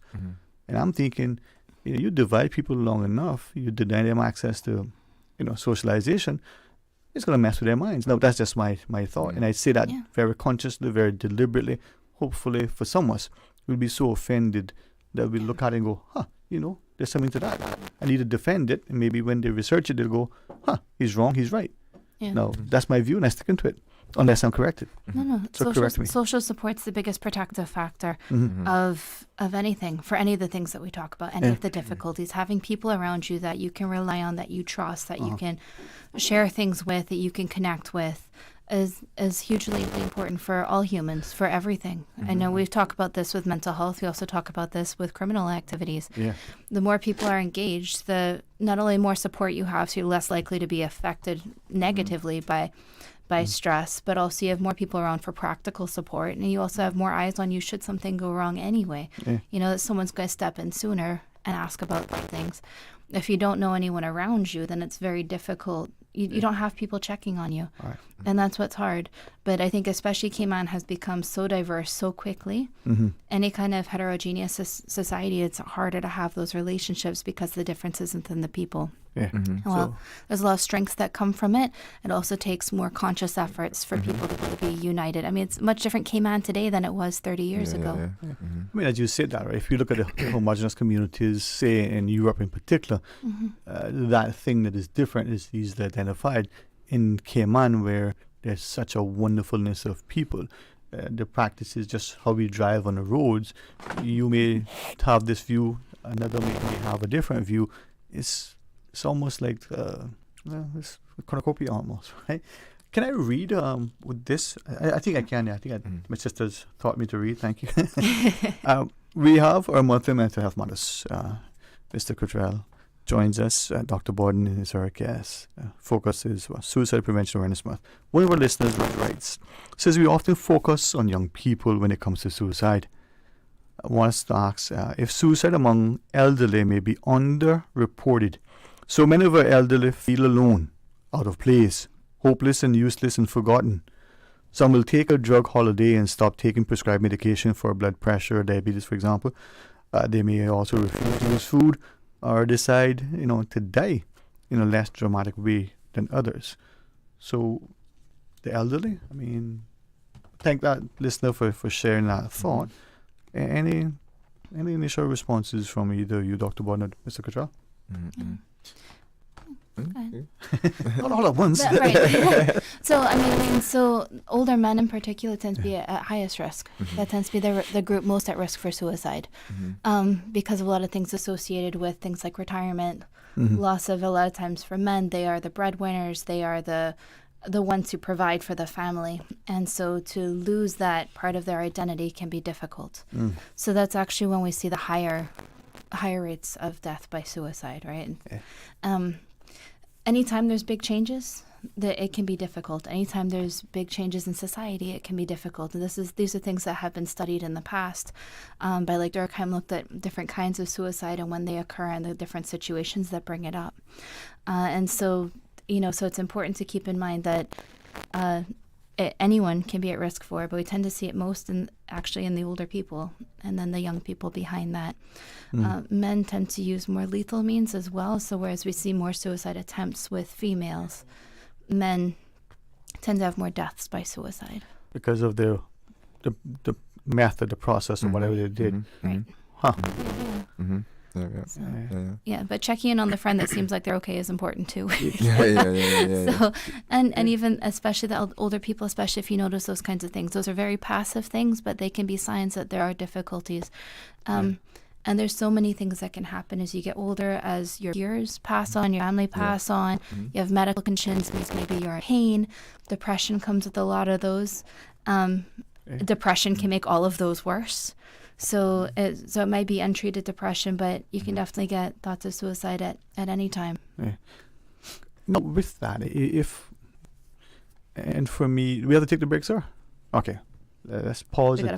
Yeah, we got. I'm just looking up, and he's like, and he probably would have said, "Nah, keep talking," but we'll take the break. Try to be mindful. When we come back, the phone lines are open if anyone has a question. We certainly want to be value. Dr. Borden and Catrella are our guests. Join us after the break. You deserve a unique vacation this year, one with easy non-stop flights from Cayman.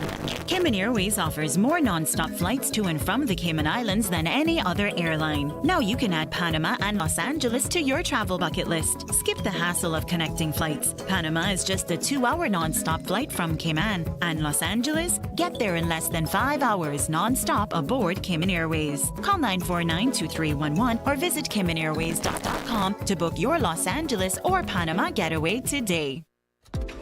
Find your dream car with a Cayman National Vehicle Loan. Enjoy 100% financing, up to 8-year repayment, and a 7% fixed interest rate for the first 5 years.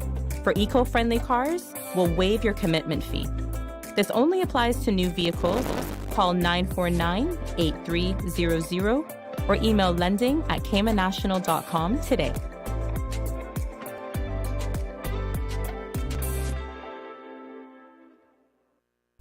Freedom, Cayman Brack. Freedom, Little Cayman. Soft breezes, blue waters, no traffic. Unwind and rejuvenate your mind, body, and soul. Sister Island Staycations, a taste of freedom. Discover all that our sister islands have to offer. Did you know that Doctors Hospital provides urgent care services 24 hours a day, 7 days a week? And Doctors Hospital's urgent care physicians have access to the most advanced MRI and CT imaging in the Caribbean, providing reliable diagnostics when you need it most. When you need quality urgent care for an illness or injury, Doctors Hospital is here for you 24/7. Whether it's a migraine, chest or abdominal pain, shortness of breath, broken bones, or another urgent need, Doctors Hospital at the top of Walker's Road. Urgent care right now. 20 years after Hurricane Ivan, our nation has shown incredible resilience. We built homes, restored schools, and strengthened our communities through unity. We're deeply grateful for the vital support from our global neighbors. Together, we've rebuilt and laid the foundation for a stronger future. Now, we must embrace a culture of readiness, looking out for one another and preparing for the future. With the continued support of our international allies, we'll ensure our nation remains strong. 20 years after Hurricane Ivan, we are survivors, a thriving, resilient community. Together, we will continue to grow, to support one another, and to ensure that the lessons learned are never forgotten. For more information on hurricane preparedness and community resilience, visit caymanprepared.ky. Radio Cayman News. First-hand accounts, stories of resilience, and a message of hope. Cayman Islands are forever grateful that our resilience was not defeated. Tapestry of unity, gratitude, and resilience are the true legacy of Hurricane Ivan's impact. We can remember it like yesterday. Radio Cayman. Your voice, your choice for today's biggest news. Radio Cayman's Talk Today.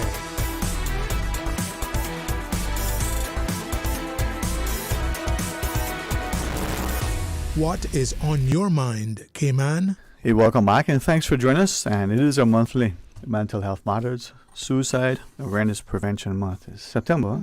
Dr. Alexandra Borden, together with Mr. Cottrell Ellis, joins us. And thanks for sitting in. I recognize that there are many times we have conversations about things, even privately, with our children. But even public like this, there's a bit of a challenge, not because we're not competent, but just because of the sensitive nature. But I'm very, very, sort of grateful to the Lions Club Tropical Gardens when they first started their breast cancer awareness. And the discussions, in these decades since has, I think, set the stage. They've provided a platform, more have taken up the mantle to now have discussions about all types of cancer. And as a result, I think that's why we can talk about it. So hopefully by discussing those issues and health generally may cause us to be better informed, better positioned, better in place to help. Hopefully suicide discussions will cause people to understand the importance and recognize how we can be of value. Yeah. Well, and that it happens, it's okay, and people do get better and move through. Yeah. As we go through this discussion, I know at the break you remind us that we want to chat about certain things because we don't know how to respond, we don't know what to do, we we try to help and we hinder. Sometimes we're insensitive. But when someone passes, Dr. Warden, when there's a death by suicide. When there's a death by suicide, it's important. So it brings on so many mixed feelings. You know, a lot of people are going to feel a lot of different ways about it. And so everyone goes through the grieving process in different ways. And I think that's important to be mindful of. I think Infinite Mind Care is actually running, I want to say Survivor of Suicide Group. I feel like it's for the family members. So there are resources out there available to it. But I think in particular, the thing I had mentioned was being mindful of how we talk about it and how we share information. You know, I've heard from a couple of people where there has been death by suicide and the family members find out by WhatsApp or Facebook or some kind of media. And that's not good. Okay. You know, so just being mindful of how we talk about it. If we do, when information is shared, so actually that's what I was pulling up earlier, was the Psychological Association actually did a combined workshop with APF for the Alex Paxton Foundation for the media, how to do how to do announcements about suicide by things like making sure you don't share like specifics of the death and how the person passed, and not glamorizing it, not making, you know, last thing we want is for someone else to think that that's the way to get people to show their love. But definitely, you know, if you do find out about something or something is passed like through WhatsApp, stopping it there, letting them know that it's important to respect the family's process, you know, not sharing all the information, and definitely not sharing pictures or anything like that. You know, at that stage, the family needs to figure out what their next step is going to be. It's really important that we give them the time and respect. And that's a challenge too. I mean, everything is instantaneous, you know, from ordering that thing that you've always wanted, and normally you had to wait till Christmas to get it. You know, you could have ordered it yesterday and it would come the day before. You know, it seems to be that instantaneous. Media, I think, has struggled with how do you report. But then what about the wider community? Incidents have occurred. Should it be reported and to what extent? You know? Yeah. Well, just, I mean, like Facebook has some good things, but if you notice things on social media, call the parent. You know, if it's a friend, if you're a kid, if you're a teenager, tell your parent. If you are a parent or you know, if your friends have kids and you notice it, anything you notice, speak up. Any talk of death or suicide should always be taken seriously, right? And do ask, right? There's so much support out here in all different ways, whether you go to the pediatrician or the GP, the pastor at the church, right? A therapist, a counselor, a psychologist, a psychiatrist, the hospital. There's so many options now for help. And there's no wrong way to get help either. What is important is that there is help out there. Do we think then if someone, whoever that person is, right, says to someone, you know, to a parent, to a spouse, to whoever, you know, had these thoughts, feeling this way, if there would be two things that may occur, well, maybe a number of things. One, the person always stop talking foolishness and just dismiss. Or two, the person would be labeled and somehow maligned because whatever, or potential looked at as being weak, vulnerable. You know, the person is the head of a particular organization, position in some place as an educator or some other. By thinking that that's how the person would be perceived, the person may then not seek help. Oh, for sure. That happens all the time. All the time. All the time. You know, well, and that's, Cayman is a small community. There's still a lot of stigma against mental health. And so it's hard. It's hard for us to believe that someone that is powerful and well-connected could be struggling with, do I want to live? But it happens. Okay. Not all the time. I shouldn't have said it like that. But mental health issues happen all the time. 1 in 4 people, right? So there's a lot of people out there dealing with anxiety, depression, and unfortunately suicide comes up with that at times. And then you end up with other things like guilt and that kind of stuff with, you know, what will happen. You end up with other concerns with people who are well-connected like that and how things what will happen if they do succumb to the illness. But what I was going to say is that sometimes it's seen as a cry for help, or it's just they're just showing off and they're just playing and they're not actually going to do it. And my response to that is always, right, especially I get that with like a lot of like the parents of teens. Oh, they're just showing off, right? And I'm like, or it's just a cry for help. I'm like, but if that's what they're doing to ask for help, that they're cutting or they're attempting suicide, they need more help. You know, that it's you can't just dismiss it like that. And so that I think that's one of the common things I hear, especially with teens that are cutting and that kind of stuff. any talk of suicide, any kind of self-harm, there's so many risks that can come with it. And that's a sign that there's a lot of other stuff going on that we're not seeing. But if there's a cry for help, answer the cry. I mean, your young child is fussing. Okay, not crying, it's fussing. Well, is it that, there's a soiled diaper? Is it hungry? Yeah. I mean, you would not ignore the child, right? Yeah. So, good job. I mean, I can just, speak from the experience I've had as a therapist before. I find that when the teens do speak up for help, parents do take that step and bring them in. And as I said, that's my experience. Like a lot of the teens that have spoken up are in a crisis moment. The parents are actually willing to take their kids to receive that help. And I feel what has heightened it even more is especially the suicides that have occurred within our community over the past few months or over the year or so. Parents are more aware of it, right? And so what happens is when the kids do speak up about it, it's more low, more right. Let's get someone, or the kid will say, look, I need to speak to someone. And I feel like that's good that the teens nowadays are more aware of it, right? They know what they're experiencing and they know what they're going through. However, there is still that component where the thought of, I don't want burden anybody. I don't want to put this on my parents because I don't want them to feel like another burden to them. Parents are already going through this. I don't, hey, they're your parents, man. They want you to come and say that to them, right? I can imagine the parent or the adult probably not wanting to share, fearing that, somehow the partner or the children may feel a certain way too, that there's this person who is, right? We have a listener who writes and asks, is there such a thing as slow suicide with drugs out, and the like? Slow. I never heard that term before. So slow suicide. I'm not. It's actually something I've kind of talked about, because when I did a lot of substance abuse work before. I mean, any of the AA meetings as well will tell you if you pick up, you die. That it all ends in death. But it's not something that I know of being researched or used. But it's fair, and that's something that we'll often use and confront. Well, as I the risk of using, because that's the truth. So even with cutting, they used to call it non-suicidal self-injury, but the wrong way you could.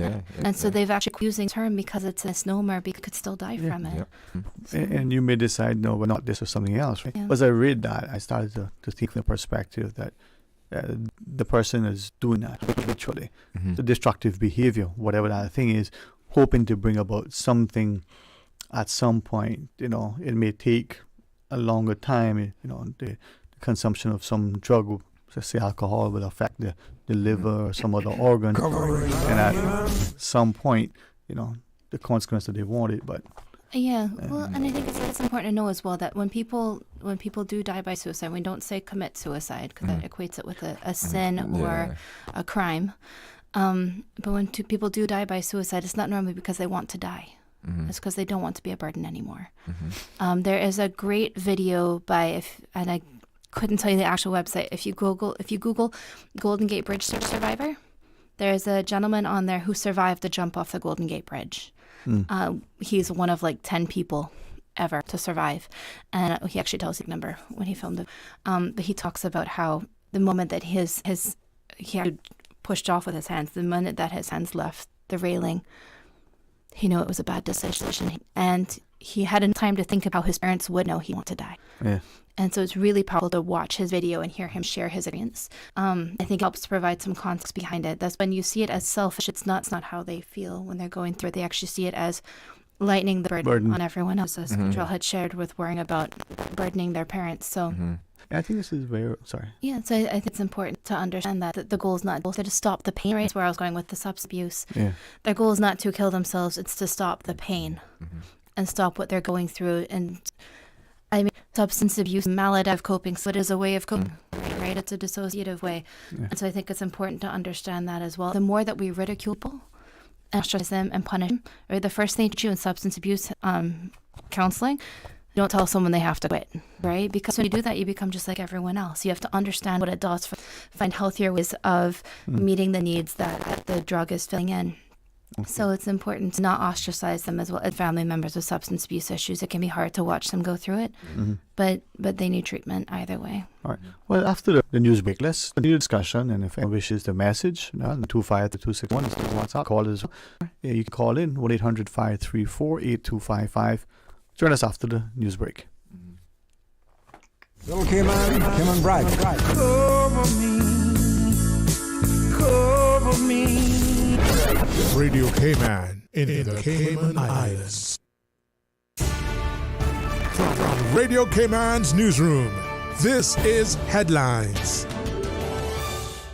The Headline News is brought to you by Kirk Market.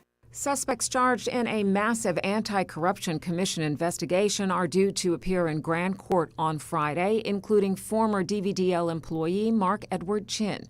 The hearing is set for 10:30 before Justice Cheryl Richards on Friday morning. In international headlines, salvagers successfully towed a Greek-flagged oil tanker ablaze for weeks after attacks by Yemen's Houthi rebels to a safe area without any oil spill. That according to a European Union naval mission today. The Soyunion reached waters away from Yemen as the Houthis, meanwhile, claimed that they had shot down another American-made MQ-9 Reaper drone, with video circulating online showing what appeared to be a surface-to-air missile strike and flaming wreckage strewn across the ground. With nearly half the country's population facing the risk of acute hunger, Zimbabwe has authorized a mass slaughter of elephants to feed citizens left hungry by its worst drought in decades. The move follows a decision in Namibia to cull elephants and other wild animals to relieve food insecurity fueled by a prolonged drought. The culls have drawn criticism from animal rights activists and conservationists. Those are your headlines. I'm April Cummings. www.radiocayman.gov.ky. Check out our social media pages: Facebook, YouTube, X, formerly Twitter. Radio Cayman Headline News.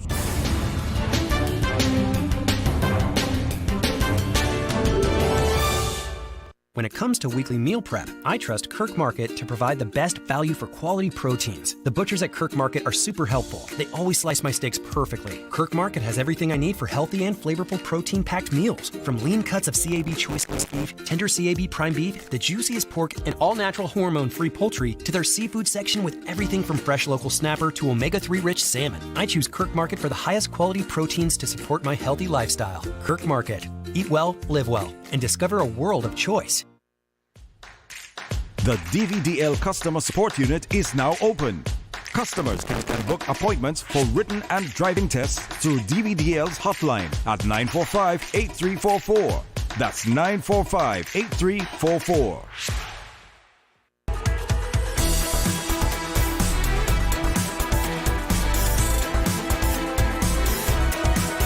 Radio Cayman Talk Today continues.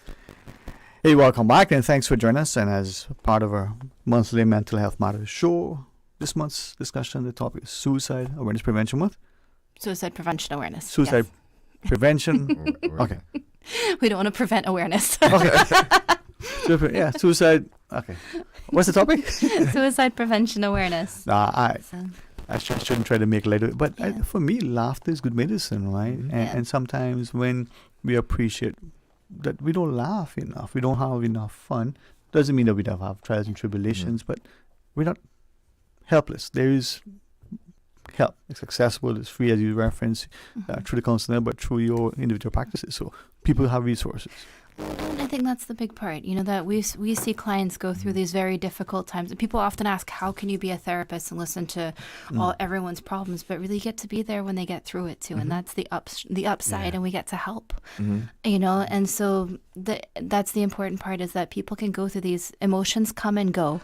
And that's a big thing I always emphasize when I have clients, especially struggling with suicidal thoughts, that feelings come and go. They're going to come and it feels overwhelming. It will pass. It may be very painful until it passes, but it will pass. And that's a big thing to keep in mind. But that there is help available, and help will be different for different people. For some, it might be enough to see maybe the counselor at the school. Maybe you're going to come in for therapy. Maybe you're going to need medications. Maybe you want medications and therapy. There's going to be different options, different people, you know, and that there's no right way and there's no one way to do it either. Would it be, and there's a message on our system that I want to read, but before I go, based on what we said, when we know someone, you know, whether that's close, be connected, be aware this person has stated or attempted or whichever. How do we respond? Do we, you know, go on 24/7, you know, sort of guard duty? Do we just, you know, let them exist as they did in the past? I mean, is there a right way, a wrong way, in order to try to help so we're not hindering? Yeah. If there's been an attempt, get medical attention, please. Okay. Especially especially if it was like an overdose, they need to get checked and make sure that they're medically stable. So that can be really important. If they are still suicidal, you might be on guard duty for a while. A lot of times I'll have, you know, if an adult, they might have their partner staying with them. Adults that don't have a partner, I'll ask if they have a friend or a family member that could come and stay with them. If it's a kid, I'll have the parents stay with them. Just because a lot of these things get worse at night. Yeah. Right. So we will talk about the resources available, but at night when it's dark, our minds tend to run amok. There's not as much to do when you get on social media or the internet, and there's all kinds of things that are not helpful on there. And you end up down the rabbit hole, and then it's 4 a.m. You know, and then the next day is shot, and it's difficult. So, but depending on the person with kind of a fleeting difficulty, or if it's something that's still going on for a little while, it'd be good to have that extra support in there with them. And that difference is at night, probably that time of the day that person's life where they're most alone, there's no activity out some. So it may be for someone, you know, 3, 4, 5 in the morning. For others, it could be 12, 1, 2 o'clock in the day when they're not connected to someone. So then for us, if I'm hearing you, checking in, making sure that that person isn't not just alone, but feeling lonely. Yeah. And I mean, as we were talking before we got back on, is that component of just listening, right? As we were saying, you know, a lot of times these persons just want somebody to listen to, just want somebody to hear them out. Also compassion. One of the things, as Dr. Borden said, with the friend, that has a lot of hopefulness there, helplessness. So we can help them to bless or help and do that. Right there. Show value that this, I'm not going to bother my parents, the spouse, the family. I'm just, you know, so that negativity, the person believes that the absence of, you know, their presence now would be better.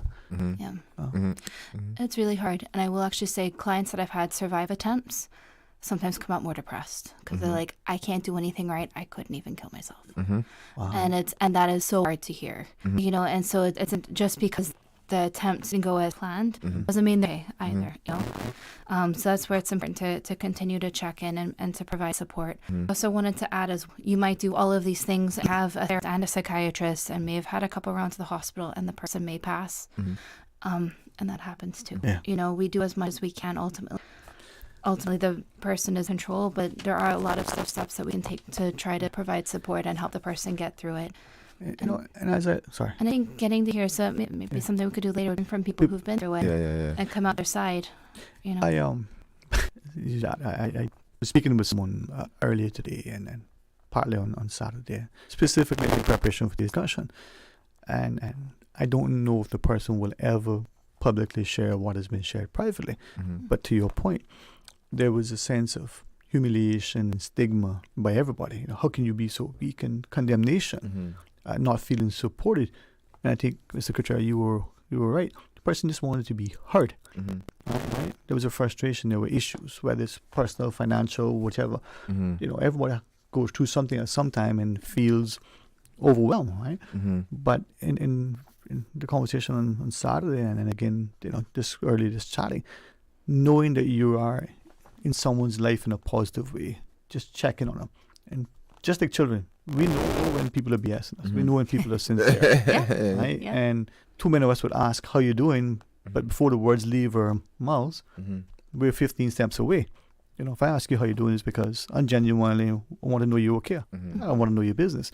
I say that to share that with that in mind, is why on a personal level, I think we need to be, and through you as, professionals, mental professionals, help me, I get it right, but the community, I think we had a great risk of what we did to people in last few years by locking them up.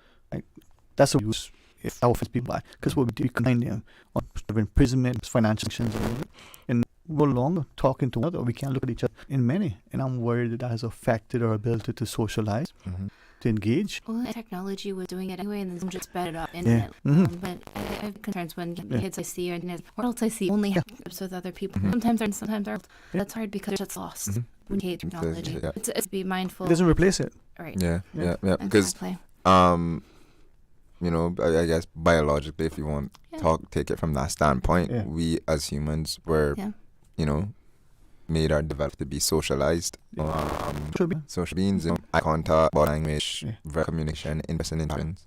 But I think there's an idea of lacking among us, where some of us, and generalizing, seem to empathy. Maybe that's our protective mechanism. We never get close to someone, but we don't talk to people who are closest to us. We don't show the care, the compassion, the concern for them. We don't reach out to them, and even when they say something, we just dismiss them. And I look at what's been happening recently. We now have an excuse. Well, we have to be, socially distant. No, you don't even have to be physically distant, but you use it as an excuse. And I think that's an indictment on society, man. Yeah, well, it may also be from fear as well, and anxiety that has come up from being close to other people on any number of levels. Okay. So initially from the virus, but also that people might judge us or abandon us, or that we're going to embarrass. There's a lot of things that can come up that we can't trust us. They might hurt. That we can't trust them. They might hurt us. One of our listeners writes this, if I may. This listener says, have you ever spoken with churches or religious people? They are hypercritical of suicides and souls, but people are in altered states often and not accountable. So back to whatever the entity, don't be judgmental. Well, and if you are a part of a church that has that kind of mindset, it might be worthwhile talking to a separate mental health professional outside. Sometimes churches can be very supportive and a great resource, but sometimes it can increase stress and difficulties. And that then creates extreme conflict because they are feeling suicidal and they think that God's gonna judge them and they're sinning. So sometimes religion can be a protective factor. When I'm doing my assessments, clients are like, no, I believe that it's a sin and I'll burn in hell and I would never do it, and it's off the table for them. Other times they end up in extreme turmoil because they're having these feelings, but it also goes against their values and everyone around them that's important to them. So, but I run into the same thing as well with things like domestic violence, where I've had pastors tell my clients that they have to stay in a violent situation, whereas I'm like, there's other ways. You have to get out to safety, especially if there's children involved, that this is important. So, while I hope that some churches have been very supportive, and sometimes I'll even work with the pastor will work and provide the religious support, the support from the Bible perspective, and then I can provide them more mental health support. Sometimes we're at odds, but that there's other resources out there, and any mental health professional should help you be able to deal with that as well. We're trained to put aside our beliefs and our values in order to be there for you. And so that can actually be a really good place to be like, this is happening, these are my beliefs, and I don't know what to do, right? Because you don't want it adding to the guilt and the shame and then perpetuating the likelihood of them attempting. Well, let's take the final break, and when we come back, anyone who wishes to share, certainly you can call, but join us right after the break. Accidents and illnesses can strike without warning. Ouch! When it comes to urgent care, every second counts. At Doctors Hospital, we have a dedicated team of experienced doctors and nursing staff available to you 24 hours a day, 7 days a week. Don't waste time in an overcrowded emergency room when you need urgent care. Whether it's a broken bone, a severe infection, or a sudden illness, trust in Doctors Hospital's unwavering dedication to providing the best immediate care. For complete urgent care when you need it the most, choose Doctors Hospital, located in Georgetown, 16 Middle Road. Did you know ordering your favorite sandwich from Subway just got easier? Yeah, picture this. No more waiting in line. No more fussing with cash. Just a delicious taste of Subway at your fingertips. With our new app, ordering your go-to sub is as easy as a few taps on your phone.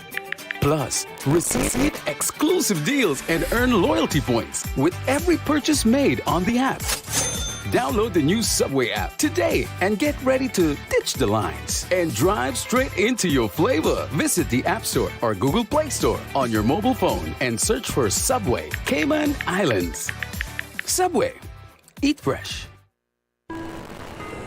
You deserve a unique vacation this year, one with easy non-stop flights from Cayman. Cayman Airways offers more non-stop flights to and from the Cayman Islands than any other airline. Now you can add Panama and Los Angeles to your travel bucket list. Skip the hassle of connecting flights. Panama is just a 2-hour non-stop flight from Cayman. And Los Angeles? Get there in less than 5 hours non-stop aboard Cayman Airways. Call 949-2311 or visit CaymanAirways.com to book your Los Angeles or Panama getaway today.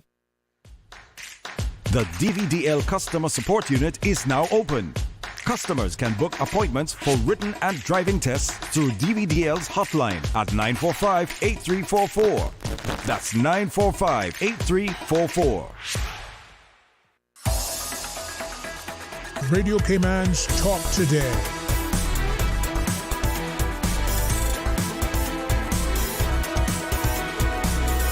What is on your mind, Cayman? Hey, welcome back, and thanks for joining us. Thanks to Dr. Alexander Gordon and Mr. Cottrell Ellis for being part of our monthly Mental Health Matters. Thanks for helping me to navigate this discussion, and hopefully those who are listening, the big takeaway, you are supported and nurtured. There is help. You don't need to feel helpless nor hopeless. Right. There is help. All right, so that's key. And then second for me is, don't feel like you're less than if you've contemplated or if you're feeling that way now, right? Yeah. So many of us have been there. Yeah, okay. And come back from it. And if anything, I think that if you go through difficult times like that, it helps you be able to better empathize with other people. So just because it's happened doesn't mean it'll happen again and doesn't make you any less of a person. We all go through hard times. It's only through talking about it and sharing with others that we'll be able to hear that. If I might add as well, if you ask for help and you get shut down, it's okay to ask again. Try someone else. Even if, because I was even sharing, like, mental health professionals, if you get a therapist you don't connect well with or it's just not a good fit, that's okay. Try another one. And a lot of times, like, if I can tell something's not working, your clients feel like it's not working, I'll help them find another one. It's normative for Right. that to happen. You know what I mean? It's normal. And I feel like clients are a bit timid to speak out when they feel like it's not working, but it is. Well, and I've seen it go both ways, that they don't want to upset me or that they feel like they're doing it wrong. And it may just be it's not a good fit, and that's okay. That's okay, yeah. But let me then ask, because I think you are right, Cottrell, that the client may feel, a bit reticent. But also, too, I think kudos to the, mental health professionals and, physicians and all other people who create an environment to say, listen, this needs to be a good fit. Because oftentimes you ask a question, maybe it was a question that was already answered, but you didn't understand it. Maybe you needed, repeat it so that it's cemented. If that environment isn't conducive to that dynamic, I always encourage people, ask questions, because a lot of times what will happen, they'll get in with the psychiatrist and they come to me and they're like, I'm not taking the meds. I'm like, why? What happened? And they'll be like, well, I read up about it afterwards and this. So, like, especially when I'm referring clients to the psychiatrist, I'm like, you're going to Google it and this is what it's going to say, and this is what happens with that. But I always encourage clients to speak up. With us, you have to trust us and get to know us, and we'll have ideas and new strategies and new coping skills. We need feedback from you. Did it work? Did it not work? Does that sound completely not like you? Right? Do you have ideas of things that have already worked for you? With psychiatrists, medication trials as well are trial and error. You might get a medication, maybe you have terrible side effects, tell the doctor. Maybe you read something about it, you have lots of questions about, talk to the doctor, right? The medication's not working like you hoped it would. Maybe you need more medication, maybe you need a different medication. Psychiatrists and GPs in particular need feedback to hear what's going on. And if the side effect is something completely irrelevant but something started when you started taking the medication, tell them. right? Like antidepressants will bring anxiety, headaches, nausea and vomiting, changes in sexual desire. Like there's all these things that are related that you don't think about it, right? Because it's not with the depression. So and sometimes it's fair to seek second opinions in them. You know, sometimes it's really fair. There's also cost too. You can't you can't even get the first opinion for what it's worth. Wow. I mean, I guess my last point too. I think in the direction that we are going overall, I think we're heading into the right direction. As I asked before, I mean during the break, you know, whether the stigmatization on the island is still at a high end. You know, as we said, it's reducing. You know, progressively it's reducing.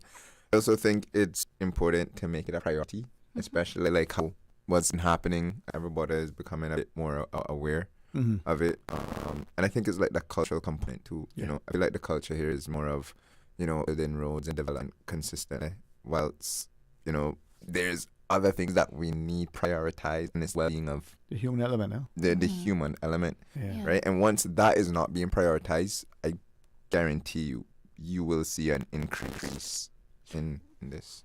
I'm glad you shared that, and as you were, you know, just as a program, I'm trying to who to reach out to have a discussion on the impact of social media. Again, influenced by what I see coming out of the UK. We see some of the school district boards, or school trusts, as they call them, saying, hey, coming into our school, we're not going to allow students to access social media on their cell phones. That may be a good thing, it may not be a good thing. How do you work with it? But everybody knows I'm not a fan of it. I've said from day one that this could be a serious issue. It looks like I'm on the right path in saying that. Across the board, limiting social media is something I work on with all my clients. I have a lot of adult clients I work on it with as well. You know, it's distracting. It increases anxiety. It increases depression. It can help. But it wastes your time. It's a little bit can help you feel connected to others, but a lot of it, hours go by. My phone tells me every week how much time I spend on it. So it's difficult. Like, it's important to teach kids how to moderate and judge things, but also being responsible for them, it can be helpful to limit them too. But something that Katrell said earlier too, I mean, a paraphrase of that from you, we're social beings, right? We're wired to connect. Maybe we need to find other outlets and avenues for us as young people to do activities, right? You know, outlets and avenues for activities. Hey, sounds good. In real life. In real life, right? In real life. There's a friend of mine, he says, let's play marbles. I say, let's play marbles. You had two problems. Couldn't find marbles. I lose my marbles. Right?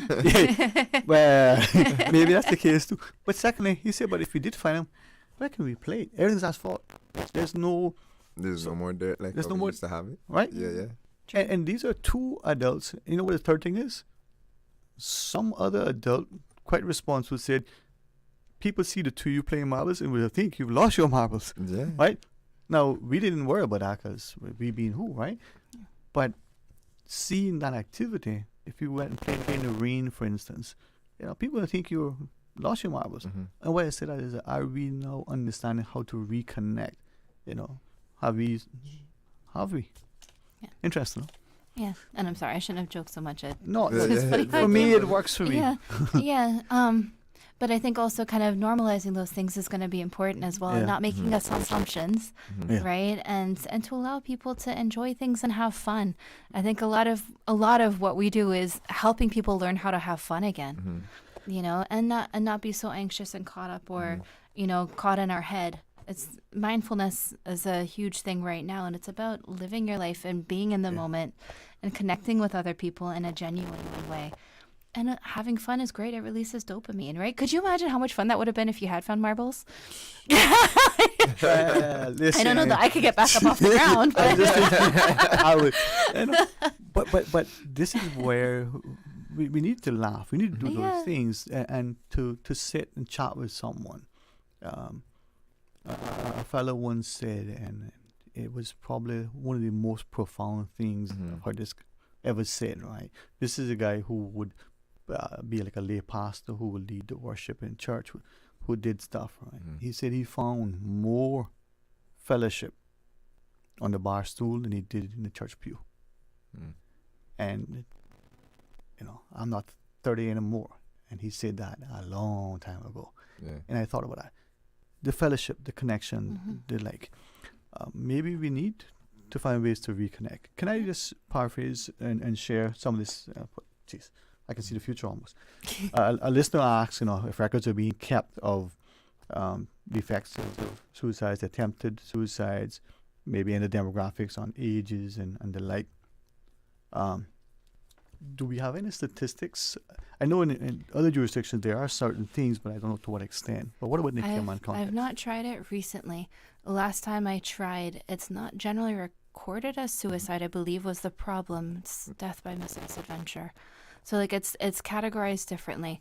The Alex Panton Foundation is working with the National Drug Council, and the Student Drug Use Survey does have measures of suicidal ideation, anxiety, and depression that are available on the Alex Panton website. But that kind of information would be helpful. Right. What I was trying to was attempts that then go on for recovery, Right. Yeah. which is a statistic that apparently you can't find. Right. Because that's what I think would be really helpful. But even the attempts versus the deaths, Right. Yeah. that there's so many more people that do survive and go on. No, I was going to just say, too, that is just in recent times where we're starting to see more statistics regarding Cayman specifically. Because I think for COVID, you couldn't really find much. No. But if you look at the research, they will see a lot of 2022, 21, right? There's not much immigrants right before that. Or there was not put publicly before that, And this is where numbers, statistical analysis, so that you can do something. You don't need to know anything other than the data. You don't need about John or Mary or Peter or Sue. Right. You just wanted the data. That'll help to inform how we do what we do. Yeah. The Who Aim study was a big one that looked at service use. It was the PAHO Adolescent Sexuality and Health Survey done in, I think, 2015. It's an older one. But it goes into great detail over everything. So Alex Panton Foundation, I think, now has 3 or 4 cohorts done with NDC, and that's available. I think it's on the Alex Panton Foundation website, but it might be on the NDC website as well. But the Who Aim study goes into great detail and is really interesting, looking at things like body image. There is thoughts of suicide in there, but everything from child abuse and trauma to bullying to eating behaviors to drug use. It covers the whole gamut, which really got a good snapshot of where Cayman's youth, and it was 1,000 15 to 19-year-olds. So actually, the difficulty is that a lot of it's on youth, not really on the older populations, as several of the responders have said. So. Well, I want to thank you all for coming in, and I'm hoping that as we, not just go through this month of September, but recognizing how we can be of value. Closing thoughts, Mr. Cottrell, if you wish as well. I would just say that just from our discussion today, just be attentive to them. And if anyone comes to you, say they feel in such a way, try to let them in a place that will be resourceful, call 111, and just be a mental hierarchy in our community. Agreed. I think that was great. Places that can for help are going to be 911 or the emergency room, 24/7. There is the counseling center, which is available free of charge to anyone in Cayman, and they're available for 98789. We have Alice Place, which is available for teens, young adults, which is at GSA. I'm trying to find their phone number. There is the Kids Helpline, which is available in the afternoons, which is 649-KIDS, and that's on the Alex Panton Foundation.ky website. There is K-Mind, which is available in the evenings, which was the mental health helpline. I think it's available right now from 6 to 11. If you call that one, you'll get a mental health professional that will talk you through what's going on and connect you to other resources if needed. 1-800-543-6463. You have Crisis Center as well. Their hotline's available 24/7, which is 943-2433. No, that's not right.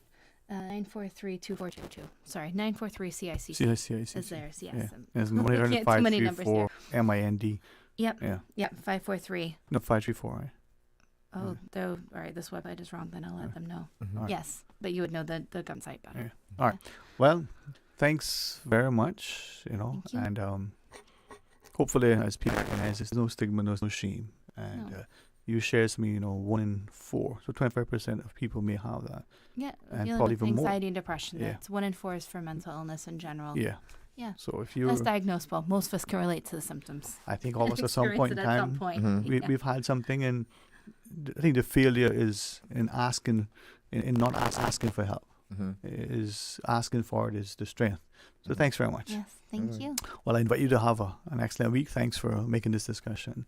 And it's pleasant and certainly as informative as you have. All right, to our listeners, join us tomorrow. Got things in store, including we close out this show with Miss Nihala Tibbetts. She has some good things to announce. You've probably seen it about the place. She'll tell us about it tomorrow. Have a wonderful and safe afternoon. God's willing. See you tomorrow. Talk Today is brought to you by Subway, open 24 hours in Countryside, Anderson Square in Georgetown, and Centennial Towers in West Bay. And by the Ministry of District Administration. Explore your history, explore your land, explore your sister islands. And Cayman Airways. Call them on 949-2311 to book your nonstop flights to Los Angeles and Panama. And Doctors Hospital. Peace of mind is important when life happens. Doctors Hospital, always there for you. Call 949-6066.